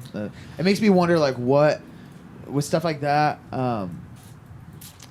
What's something other cultural shit that's just different. You know what I mean? That's why when I meet somebody from somewhere else, I'm like, oh, how do you like? What's I ask people what's different. As far as like. I don't know. I just ask them like, what have you noticed? Like when I meet somebody that's from another country, I'm like, what have you noticed different about here? But I don't know. It's interesting. It's weird. I feel like I'm not very cultured as far as like I've never left the country, and so I don't. I think you can get some culture without leaving, but it helps. I try to. I always like when I meet somebody from a different culture, I try to ask questions because I'm interested. I'm genuinely like. Me too, and I specifically try to be a good ambassador everywhere I Right. go. So when I meet people and talk about where I'm from and stuff, I tell them I'm from Texas, Oh, yeah. and I try to be super respectful and too. look them in the eyes and Honestly, I feel listen. like Texas. We have a pretty good reputation, I think, worldwide as far as like we're nice. Like we could be Florida. like Rogan, anytime he talks about Texas, he has nothing but good shit to say. Like Yeah. White or blue? Someone who gets the white gets to match with me. Someone who gets the blue does not match. Thanks. I just said blue because it was in his hand already. yeah, that's true. You just wanted the first one. But yeah, I mean, I feel like even like people I meet from like different areas of Texas are not as friendly as like we are from. I guess I don't know if it's just West Texas or small towns or just like small West town. Texas, man. Is it There's like a dividing line, like once you drive into Abilene, where people are friendly again. You right? drive out and But they're you're like, from Houston. And you're really friendly. Like I feel like you're friendly good in parents, I public guess. and yeah. I learned Also, from Lubbock. suburbs, like yeah, right. I feel like suburb living is different than in the city. Like I don't know. When I was in New York, like people were unless you were gonna give them money for something, people were not very friendly as far like. And I mean, I don't think they. Damn, that's good. I don't think they were bad people or anything. I think Right. that's just different. you Yeah. know? And like they don't look at each other. Yeah, like on the street, like you don't like wave and say hi Yeah, to you people. don't. You, Yeah. Like holding doors. Like I held a door for somebody in Houston the other day, and like they looked at me weird. Yeah. Really? Yeah, I was like, They probably Do you like, are want you me to- breathing coronavirus into my face right now? he's like, Like are you trying to look at my I'm like, Yeah. he's like, you could have touched the door. Yeah. I don't know. That lady at the show last night wearing a mask was kind of. I mean, I get it. She was also pretty old, so. Oh, she was wearing a mask. Yeah. Firm. How weird is it that we like? I remember. I mean, I heard about the Corona stuff and like how it's bad in China before I left, and I saw a bunch of leaked videos from China, but I did not expect it to get this bad while we were gone. Like, what if we go home and it's just like ghost town? Like people are just locked. The in their town's houses? just like smoldering ruins. It probably already is. Yeah. It's like Sodom and Gomorrah. Fucking Yeah. look Tech back, you one? turn into salt. Yeah, they flipped over a car on Broadway. Yeah. Y'all remember that? They're like called- destroying lime scooters. I burning called them. that shit hours Yeah. before it happened. Oh yeah, you did. Yeah, I didn't incite a riot though. Yeah. Did y'all see Allegedly. that guy that got his car flipped? He like, was a part of that. Yeah, he got charged. He, like, asked for a GoFundMe too. Yeah. What a Hey, piece let's of flip shit. my car. It was a nice car too. Yeah, it was like a Scion or something. So, I mean, like Yeah. a decent somebody car. needs a car out there. You know what I mean? Fucking Yeah, I'll hey. take that fucker. Yeah, man. Lubbock's weird, dude. And I felt like it was all kids that were not from Lubbock, you know what I mean? That are like probably from, Houston or Dallas or elsewhere. And, Yeah. College kids. But obviously that guy, I mean, he was the one that started it, so. Real talk though, the locals in Lubbock are much cooler than the college kids. Ish. There are some really cool locals, but there are some like, I feel like all the I mean, It's a little clicky. it's a little cliquey. I don't know. I feel like everybody bitches about Lubbock, and it's like we grew up Not in. that bad. It's not that bad. I mean, don't get me wrong. On this trip, like seeing Houston and Dallas and Austin, like it's like, yeah, dude, Lubbock isn't shit, but like also it's like, Bro, we've lived it could in be way Snyder. worse. Yeah, dude. I lived in Colorado City, Texas for a long time. Yeah, that's even Still not worse. sure what that is. That is literally a Ziploc bag full of meth on the map. It's ridiculous. And Like so, amphetamine, Texas. yeah. And then I get to Lubbock. I'm from Lubbock. I was born there, but I've only lived there. You were born in Lubbock? Yeah. I didn't know that. I was born in Snyder I've only lived there since we got here for college, but 8 years ago. I don't hate Lubbock. It's not that bad. I don't either. There's a lot to do compared to Snyder. Yeah, There's and not it's as not much to just do as drinking. compared to Dallas or Houston or Yeah, that's Austin. true. But there's nothing. Yeah. There's music every night. I mean, And the you know, music seems doing pretty well it's in good to Lubbock. us. Yeah. Although I feel like that's what validates us. Like for people that like just go up there and like they don't like know anyone, it's like the people, not the place. Like You're and right. they feel that way. Oh, Lubbock sucks. I don't like have a community here, but we have Right. this music community, so we were like, yeah, I love it. That's true. Community perspective. community changes everything. Community makes your life good or bad, and that's just science. Like, have y'all ever heard of the rat park experiment? Yeah. I told you about it the other day, Couple times. but What is I'm it just- where the dude has the huge rat maze and then makes all the layers? No, okay. So this was It's an interesting studies theory. on it. Yeah, this is studies on addiction, and I'm gonna butcher, and I can't remember exactly who did it, but basically, I'll look it up. he did experiments. Hey, Jamie, where, pull that up. Hey, Jamie, will you pull that up? He did it. I need a producer so bad, dude. I have to watch all the cameras and fucking talk and. But he did an experiments on rats where, rats by themselves will choose heroin over food and water every Over and time over, until yeah. they die.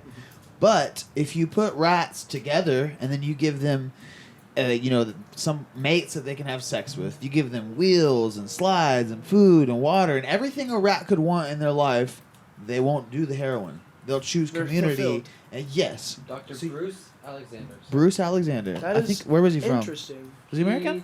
He is an American psychologist. Okay. It was in the 1970s. 70s, yeah. That's really interesting. Yeah, and so I mean the understanding is that you enrich somebody's life, and the recovery happens automatically. Right. And that's like the whole thing about recovery is like, you do the steps, you get over the trauma of the things you did, you say sorry to the people that you hurt, you build community within AA and the recovery communities.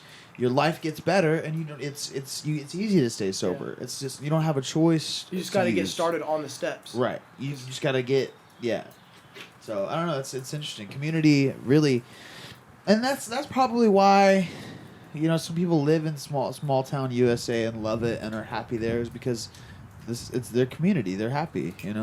It makes or breaks your life. Like it can make your life so much better than what it is. Without it, you don't. It's life's kind of bleak. Yeah. Yeah. Okay, We're add not- on to that study. Yeah. I'm reading about it now.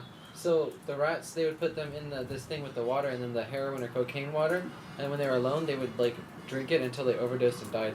most of the time. Right. And then when they were like having sex, they would like some of them would every now and then do it, but they would never overdose and would never die from it. Just as a treat. This is a treat. Yeah, man. I mean, it's interesting, and I don't know. I really believe that if we could solve the addiction problem, which it's complicated, it's not fucking You think easy. it can be solved? I don't think it'll ever be fully solved. I don't think we'll ever have 100% of people clean and sober, With or at least mitigation. not addicted. Yeah. But I think if we mitigated the majority of these issues, I think, or at least the majority of the addiction issue, Yeah. then we would solve a lot of our problems in this country and this world. I mean, we're seeing it in Norway and Portugal. They've been doing it for a long time now. Right. You know, they decriminalized all drugs. They stopped the war on drugs, and they took that money and they put it into, you know, treatment and therapy and psychology programs to help people. Destigmatize like drug use and then work to like make It easier the to. structures and better like Yeah. safer. Yes. Right. I think that's a Exactly. big problem is we have like a lot of stigma on drug use, and so it's like kind of in Like the you're dark inherently a bad person because you're addicted to something. shadow. Yeah. It's like when it's not really it. It's typically got something to do with childhood trauma that goes unresolved. Yep. It's a combination of things. It's like addiction is crazy because it's like childhood trauma sometimes, or it's trauma from your young adult years, and then you're coping because you don't know how to deal Right. with it. Your coping And then- mechanisms have to be healthy. And your coping mechanisms are unhealthy because you're doing drugs, and that causes more trauma and more damage to your psyche and your life and your finances and everything. And it's just it just snowballs, man. I mean, before you know it, you're fucking shooting up every day, and you want to fucking kill yourself. And And just not long before that, you were a decent person and happy and had your shit together. like, I was a happy person, like, as a kid, and I like, don't get me wrong, like, you know, we talk about, like, people that talk about recovery, we pretend like, oh, it was all bad, and like, but dude, I had a lot of fun doing drugs. Like, even I had a fun doing opiates for a long time, but it's like I said, it snowballs, and it snowballs quick. I mean, I did heroin for 2 years, and that was fucking plenty of enough for me to fuck up my life, you know. And I don't know, it's complicated, and but I think the main thing is, like, you know, we always fucking ties back to fucking politics, which I hate because I don't like talking about politics because it's so divisive, and I feel like we need harmony and we need to be like unified together. But it's like, until we fucking make changes to our society that enrich people's lives and make everybody happier and fulfilled, you know, we're gonna fucking have drug addicts, and because people do drugs to escape the pain and torture and torment their lives are, and not everybody has the privilege and the opportunities to just pull themselves up and be okay and get better. Even I, like, am privileged to have gone to treatment and to get sober. Not everybody has that option. In Lubbock, we this year, or I guess 2019, the last quarter of 2019, like in November, our one state-funded rehab shut down because of funding. So now people that don't have insurance, they're totally fucked in Lubbock. And the whole West Texas area, like, there's nowhere to go. I think the closest place is Abilene if you live in Lubbock. And some people just don't have the fucking options, you know? If you don't have the socioeconomic privilege to make it to rehab, then you're probably not going to get sober. Person at the front of Human Centipede doesn't believe in. Person at the front of the Human Centipede doesn't believe in privilege. And That is crazy though. yeah. That there are no like resources for that. Like in Midland, there's like no like counselors at all. Well, dude, that's a national issue. Yeah. Like, there's not enough counselors. Like, if there are, they don't take your insurance. There's a long wait list. They live an hour away. There's a lot of issues built in there, definitely. Oh, yeah. And, I mean, it fucking ties back to politics. Reagan fucking cut funding and cut programs. And LBJ had the vision of the Great Society, and that started a lot of mental health stuff. And I'm not saying LBJ was great, No. but he did a good thing with that. He was a good president. Some people were Your face was like I was like, I got a point to make. yeah. Because people forget that Harry Truman and LBJ were two of the most socialists. Right. Because they made all these social programs. They did like the farm bill where they helped keep prices low enough for small time farmers to be able to stay in competition. They enacted things like Social Security, welfare for those who don't have it, stuff like that. And it's funny that a lot of people are like, well, ain't no communist, socialist America. we ain't having that. And I'm like, We well, never had that. Yeah. I'm like, yeah, bro. Well, right now, we all pay taxes together, so we all pool our money together, right? And we pay for things we need. Yep.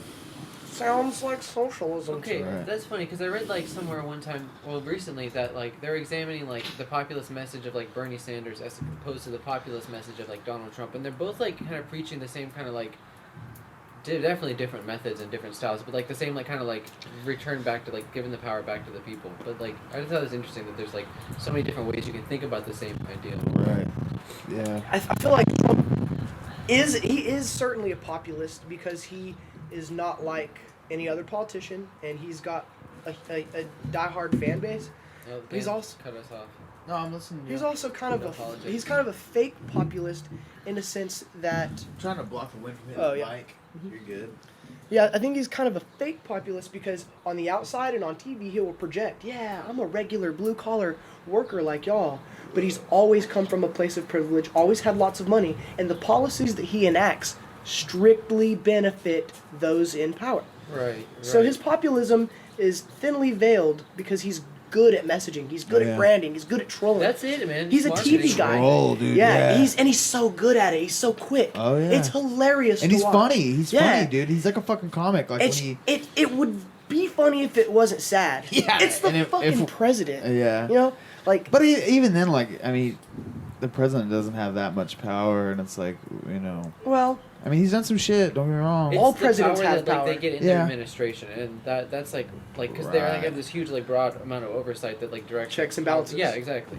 Yeah. So- Oh, I know, like the chick that's what's her name, the education. Betsy Betsy fucking DeVos. Oh, Vos, she's dude. fucking terrible. Charter schools, man, those are just like schools where like you For like, rich kids. segregate them 100%. the ones that can Right. afford to go to the private school, typically white, get to go there. The inner city kids who have no socioeconomic advantages go to these rundown ass shitty schools. Yeah, like the one I work at, like we have like a 99% Hispanic school, and then there's like Carver in Midland, and it's like all white, and if you're Hispanic, you get bullied out of there, and then it's like GT, and so they have all the resources. We get Straight up. nothing. We Yeah. have like missing teachers. We don't have anything. You know, I read an article. And that's been happening forever. Like, Yeah. I mean, It's almost like the system's not broken. It's almost like it was made this way. yeah, right.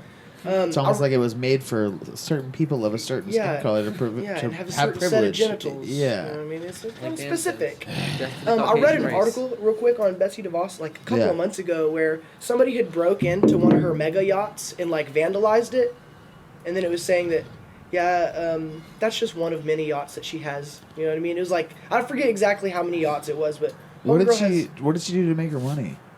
I think it's family money. Yeah, I think it's family old money. money. Oh, great. So you have more than one super yacht? Ugh, it's gross. Wow. We're like not even sure what yacht rock is. She's got super yachts.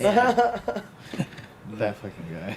Dude, he was like, "No, Willie Nelson's not yacht rock." I was like, "Wait, that's what I would listen to on a yacht." I don't know. Yeah, I don't even know. What would you listen to on a yacht, Tanner? If you were on a yacht, Reggae music. okay, that's yacht rock. Reggae. What would you listen to? I don't even know. I don't. The sounds of dirty the ocean. I'd probably be puking. Honestly, I get motion sick pretty easily. Take a couple of Motrin or not Motrin. Dramamine? Dramamine. Yeah. That's what's up. Have you ever heard Dramamine by Modest Mouse? That's a fucking banger, dude. I haven't actually never. Do you like Modest Mouse? I like the idea of Modest Mouse. Wait, have you heard Modest Mouse? I heard Float You On. have to listen to Modest That's Mouse. it? Yeah, really. Oh, Dude, you have to listen to it's good news for people who like bad news, the whole album, Yeah. to be in this band. So go in your room Go and study, listen to that album get- and then come back when see- you're ready. see- I don't like the tone. But yeah, They're definitely unique. They're it sucks that like often when we talk about this kind of shit, it always circles back to politics, especially about recovery, because it's like and I'm typically the one like that. no, pushes it. I'm sorry. it happened last podcast Okay. too, and like I'm not into politics. It makes me feel bad that it always ends up. It makes me feel bad that like I You wanna somehow. join us? Go for me. I got my jacket. Oh yeah, I forgot you left it. Oh yeah, it's a Canaan's. But I feel bad because it's on my mind a lot, and I follow it so much that it's like a little bit unhealthy for me. Yeah. And so I do try to not talk about it as much to Right. not piss everybody off. Yeah, I mean, you don't piss me off because we think similarly, and I mean, I can if see how people it would get listen to this and annoying. get offended, I think we've been pretty down the middle with shit. I mean, Yeah, I'm not anti-Trump. I'm not. I vote Democrat, but I have like a kind of in the middle of a lot of the shit. You know? There are a lot of things that, some conservative ideologies that are beneficial. There's things about that side of the spectrum. I don't that can be good. like that we have like a huge government. I think that like the government often historically does things inefficiently. Yeah. And you know, It can be made better. I think. but I don't think the government needs to be bigger, but it needs to work better. It's to be more efficient. Yeah. Because if we've how many fucking homeless people do we have? Like 500,000 people. Probably I don't know. Probably more. How than many that. empty houses do y'all think we have? Oh, way more than us. that. It's just 3 to 4 times that. And then at least. and then people are like, well, this is And we're building more all the time, everywhere. brand new ones. Yeah. Well, you know what's crazy about like even Airbnb? Like a lot of like these Airbnbs are like owned by companies that like pretend to be real people, like are fake, may not exist hosts, and then like they like skirt like rental laws by like doing Airbnb. Oh, Airbnb is actually pretty sketch. You got some locals. Yeah, you got some local. Thanks. It's Meckles. Where did it go? It's my Meckles from last night. I don't even know what Meckles means. I think it means Mocos. That's Mocos? mucus. It's your boogers. I don't know, but Meckles. I don't know what that people means. say that. It's Mocos. describing spermicide. Yeah, I don't know. I hate to get political, but Sorry. no, it's not. I brought it up because we start talking about mental health It's and recovery. worth talking about. Oh, for sure. I just don't.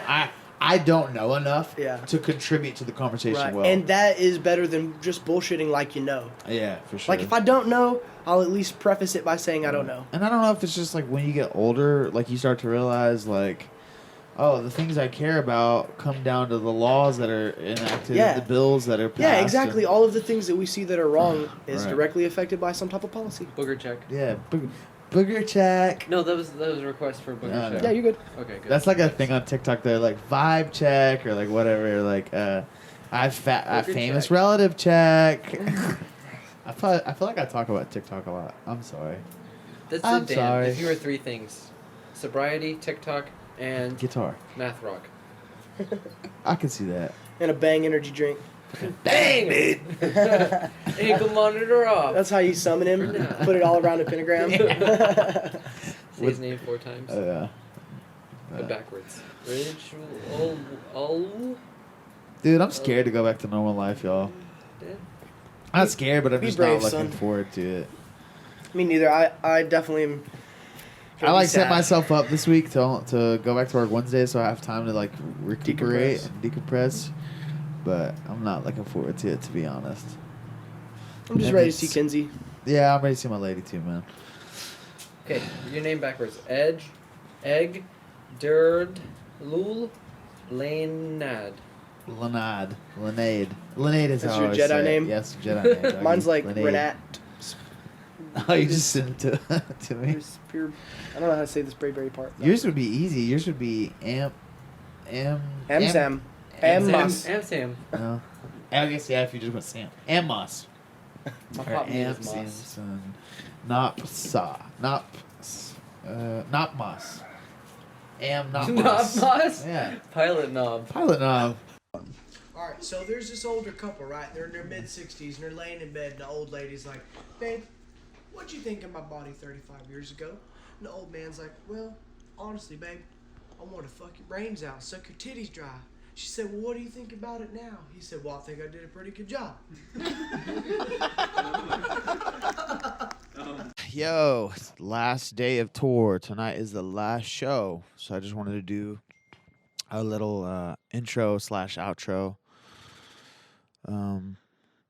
Yeah, this episode spanned over a couple of days a little bit. I mean, I kind of wish I had gotten a little more from each city. But yeah, it's been good. This is our first run, and we haven't had any show that was just horrible. We've had a couple that weren't like incredible, The whole thing was surprising. Oh, Jesus fucking A. The whole thing was surprising though.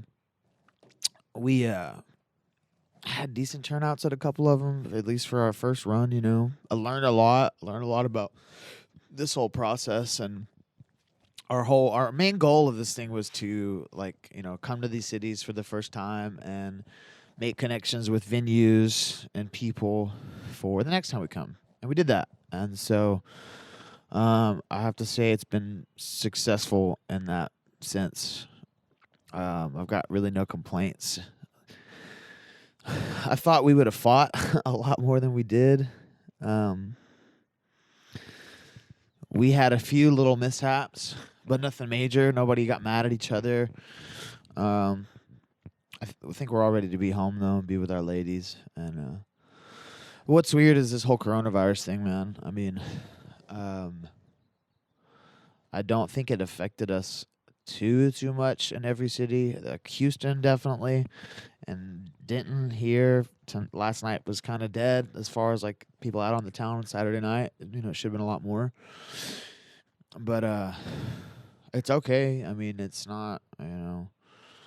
What tripped me out is stopped at Walmart to get like a couple of things last night, and like a lot of the shelves are just like cleared out, empty, like medicine, frozen food, water, toilet paper. And while I do agree that we should try to limit the spread of it for our vulnerable populations, at the same time, it's like I don't know. It just kind of seems silly to fuck everybody over by buying toilet paper. People are selfish. You know, our first thought is me. I gotta save me and mine. I gotta take care of me and mine. Make sure that we're okay. You know, fuck my neighbor. Fuck everybody else. And I think that's just inherently human, which sucks. You know, hopefully we can evolve past that eventually to the point of where it's an equal share of this kind of thing.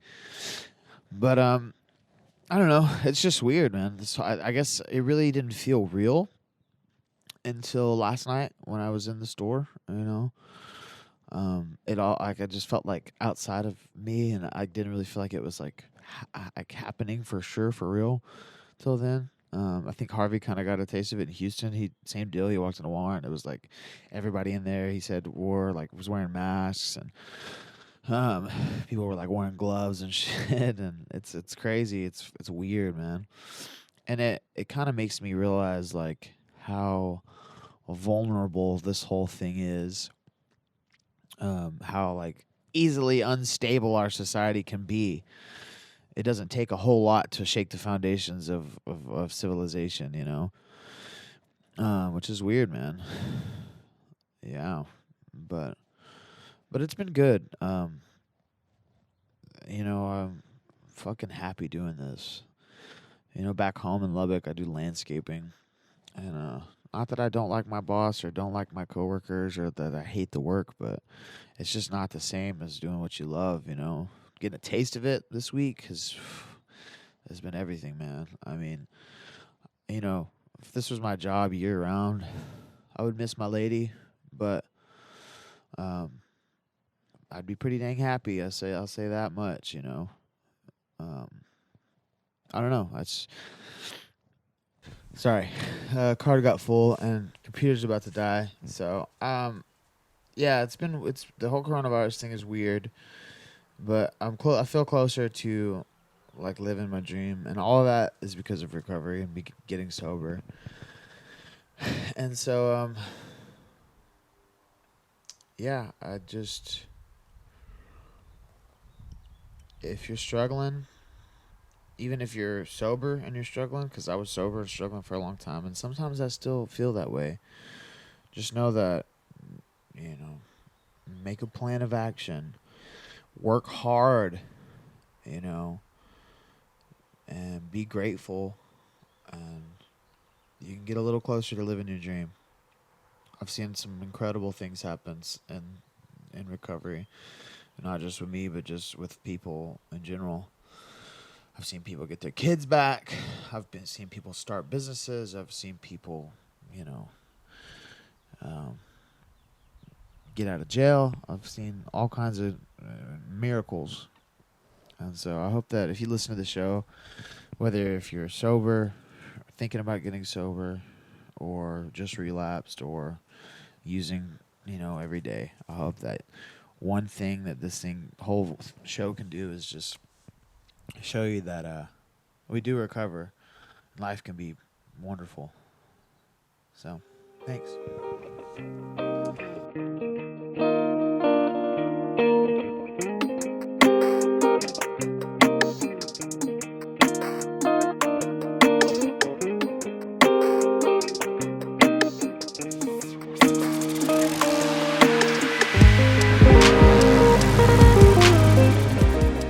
Check the repertoire. I am Reptar. I got homies coming over because they never had the nectar. I'm like, damn, bitch, you got it in a jar. Come over, girl, and I'll show you how far I can go if I drive my car. I'm like, yeah, bitch, you can suck this jar.